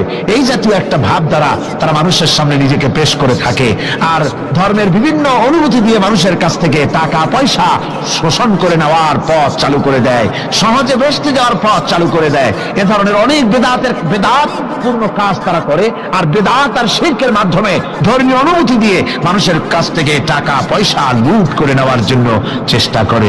এই যে আপনি দেখেন বর্তমানে যে রজব মাস, এটা সাবান শুরু হয়েছে বোধহয়, রজব মাস চলে গেল, রজব মাস আসতে পরে খাজা বাবার মহব্বতের লোকেরা অভাব থাকে না, এমনি নামাজ পড়ে না, কিন্তু রজব মাস আসতে পরে তখন ড্যাগ নিয়ে ড্যাগের উপরে লাল কাপড় চড়াই দিয়া, শালু কাপড় চড়াই দিয়া তারপরে টাকা পয়সা রোজগার করার জন্য দারুণ ভাবে চেষ্টা করে। খাজার এত মহব্বত, নামাজ পড়ে না একক তো, বুঝলেন, নামাজ পড়ে না, খাজার দারুণ মহব্বত করে।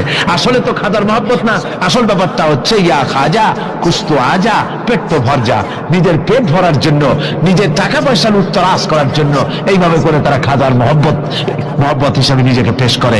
এইভাবে কেউ মাজার দিয়া, কেউ ওরস দিয়ে, কেউ এই ধরনের নানান রকমের বিদআতপূর্ণ কাজ করে করে জনগণের কাছ থেকে টাকা পয়সা বাতিল পন্থায় ভক্ষণ করে। আল্লাহ পাক বলছেন শুধু বাতিল পন্থায় জনগণের মালকে ভক্ষণ করে যদি বসে থাকতো তাওটা হতো, তাও না। ওয়াসুদ্দুনা আন সাবিলিল্লাহ, বাতিল পন্থায় জনগণের মাল ভক্ষণ করে, এটা হলো এক।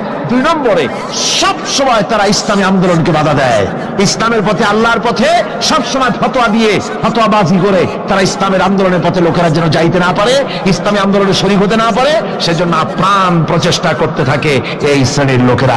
এই তিন শ্রেণীর লোক ইসলামকে চিরকাল বাধা দিয়ে এসেছে। তাই আমি আজকে আপনাদের সামনে এই কথাই বলতে চাই যে আল্লাহ রাব্বুল আলামিন কোরআনে কারীমের এই সূরাটির এই আয়াতগুলির মধ্যে পরিষ্কার করে আমাদের সামনে বলে দিলেন যে মুনাফিকি বর্জন করতে হবে। এক নম্বরে কি? মুনাফিকি বর্জন করতে হবে। মুনাফিকি মারাত্মক রোগ, সেই রোগগুলি সম্পর্কে আমি আপনাদের সামনে আলোচনা করেছি। দুই নম্বরে বলা হয়েছে আল্লাহ ঘৃণিত, সর্বাধিক ঘৃণিত ব্যক্তি আল্লাহর কাছে মুনাফিকরা। সর্বাধিক ঘৃণিত কারা? মুনাফিকরা। আর সবচাইতে আল্লাহ ভালোবাসেন কাদেরকে? যারা নাকি কাতারবদ্ধভাবে আল্লাহর রাস্তায় লড়াই করে আল্লাহর দ্বীন প্রতিষ্ঠার জন্য, তারা হলো আল্লাহ সবচাইতে বেশি প্রিয়। আর তিন নম্বরে আজকের আলোচনায় আসলো যে নবীদেরকে যেভাবে জ্বালা যন্ত্রণা দিয়েছে কাফের বেঈমানেরা, ওই জ্বালা যন্ত্রণার সিলসিলা চলতেছে, চলবে। তবে মনে রেখো, বনী ইসরাঈলরা যেভাবে মুসা আলাইহিস সালাম, ঈসা আলাইহিস সালামকে বাধা দিয়ে যেভাবে বিপদগ্রস্ত হয়েছে, তোমরা মুসলমানেরা যদি নবীদেরকে এভাবে নির্যাতন করো, তোমাদেরকেও নির্যাতিত হতে হবে, আল্লাহর গজব তোমাদের উপরেও আসবে। এখন আমি মুনাজাত করব, মুনাজাতের জন্য দাঁড়ানো ভাইরা বসেন। এই যে দাঁড়ানো ভাই যত আছেন, ডানে বামে সমস্ত মুসলমান মাহফিলের মাঝখানে যারা দাঁড়াইছেন সব বসুন, এক মুহূর্তের ভিতরে বসে পড়ুন। মুনাজাতে শরীক হন সমস্ত মুসলমান ভাইরা, যার যার জায়গায় বসে মুনাজাতে শরীক হয়ে যান। মুনাজাতের পর আজান হবে, এশার নামাজ বা জামাত আপনারা আদায় করে যাবেন। এত বড় জামাত যেন কেউ নষ্ট করবেন না। আপনাদের মাহফিলে আসা, বসা, শোনা সবটাই বরকতপূর্ণ হবে যদি জামাতে নামাজ আদায় করে যান। আর জামাত ছেড়ে যাওয়া, এটা কোরআনে কারীমের মাহফিলে শুনতে এসে জামাত না পড়ে যাওয়া, এটা একটা দারুণ বেদরকতি হবে। আমি আশা করব আপনারা কেউ জামাত ছেড়ে যাবেন না। উজুর ব্যবস্থা তো আছে, উজুর ব্যবস্থা আছে, উজু না থাকলে উজু করে নেবেন। মোনাজাত শেষ হওয়ার সাথে সাথে যাদের উজু নাই, উজু করে আসবেন। আল্লাহুম্মা আমিন। ربنا ظلمنا أنفسنا وإن لم تغفر لنا وترحمنا لنكونن من الخاسرين ربنا لا تزغ قلوبنا بعد إذ هديتنا وهب لنا من لدنك رحمة إنك أنت الوهاب أي الله تعالى হাজার হাজার মুসলমান নরনারী ঠান্ডাকে উপেক্ষা করে তোমার দ্বীনের কথা শোনার জন্য, কোরআনে কারীমের কথা শোনার জন্য এই মাঠে এসে হাজির হয়েছে। আল্লাহ তুমি দয়া করে মেহেরবানি করে আলোচনার সওয়াবটুকু হুজুরে পুর নূর সাল্লাল্লাহু আলাইহি সাল্লামের রূহ মুবারকে পৌঁছে দাও। রব্বুল আলামিন, আমাদের মধ্য থেকে যাদের মা বাপ দুনিয়া থেকে জন্মের মতো বিদায় হয়ে গেছে, আল্লাহ কবরে যদি আযাব থাকে দয়া করে আযাব মাফ করে দাও। আল্লাহ আমাদের মা বাবার উপরে তোমার রহমত নাজিল করো। রব্বিরহামহুমা কামা রাব্বায়ানি সগীরা, রব্বিরহামহুমা কামা রাব্বায়ানি সগীরা। হে আল্লাহ রাব্বুল আলামিন, এই মাহফিলে যত লোক আছি আমরা, কার কোন ব্যাধি আছে, রোগ আছে, আমরা তুমি ভালো করে জানো। আমাদের প্রত্যেকের ব্যাধিকে তুমি শিফায়ে আজলা দান করে দাও। اللهم حبب إلينا الإيمان وزينه في قلوبنا وكره إلينا الكفر والفسوق والعصيان واجعلنا من الراشدين. ربنا تقبل منا إنك أنت السميع العليم وتب علينا إنك أنت التواب الرحيم. سبحان ربك رب العزة عما يصفون وسلام على المرسلين الحمد لله رب العالمين. واجعل آخر كلمتنا عند الموت لا إله إلا الله محمد رسول الله. يا معشر الجن والإنس إن استطعتم أن تنفذوا من أقطار السماوات والأرض فانفذوا لا تنفذون إلا بسلطان. হে পৃথিবীর মানুষেরা আর জেনেরা, যদি সম্ভব হয় আমার আকাশের নিচের থেকে জমিনের উপর থেকে বেরিয়ে যা।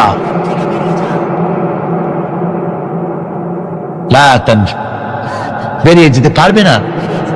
আমি আকাশ এবং জমিন থেকে যদি সম্ভব করতে পারো বেরিয়ে যা। আর যদি কোনো আকাশ থাকে তার নিচে যা, আর যদি কোনো জমিন থাকে তার উপরে যাও। এমন দেশ যদি পাও যেখানে আমার আলো ছাড়া কোনো আলো আছে, আমার বাতাস ছাড়া কোনো বাতাস আছে, আমার চাঁদ সূর্য ছাড়া কোনো চাঁদ সূর্য আছে, যাও সেখানে। আল্লাহ রাব্বুল আলামিন বলেন নাই এরকম যাওয়ার কোনো উপায় নাই। আমি আল্লাহ রাব্বুল আলামিন আকাশ আর জমিন দিয়ে প্যাকেট করে রেখেছি, আটকায় রেখেছি। আমার রাজত্ব থেকে, আমার ক্ষমতা থেকে, আমার কর্তৃত্ব থেকে বেরিয়ে যাওয়ার ক্ষমতা কোনো মানুষের নাই, কোনো জেনের নাই, কোনো প্রাণীর নাই। সুবহানাল্লাহ। মানুষ হচ্ছে অহংকার কিসের হবে? তোমরা হচ্ছ ফকির। আল্লাহ পাক বলছেন ওয়াল্লাহুল গনিয়্যু ওয়া আনতুমুল ফুকারা। আল্লাহ হচ্ছেন গনি। আল্লাহ কি? গনি, বেনিয়াস, বেপরোয়া।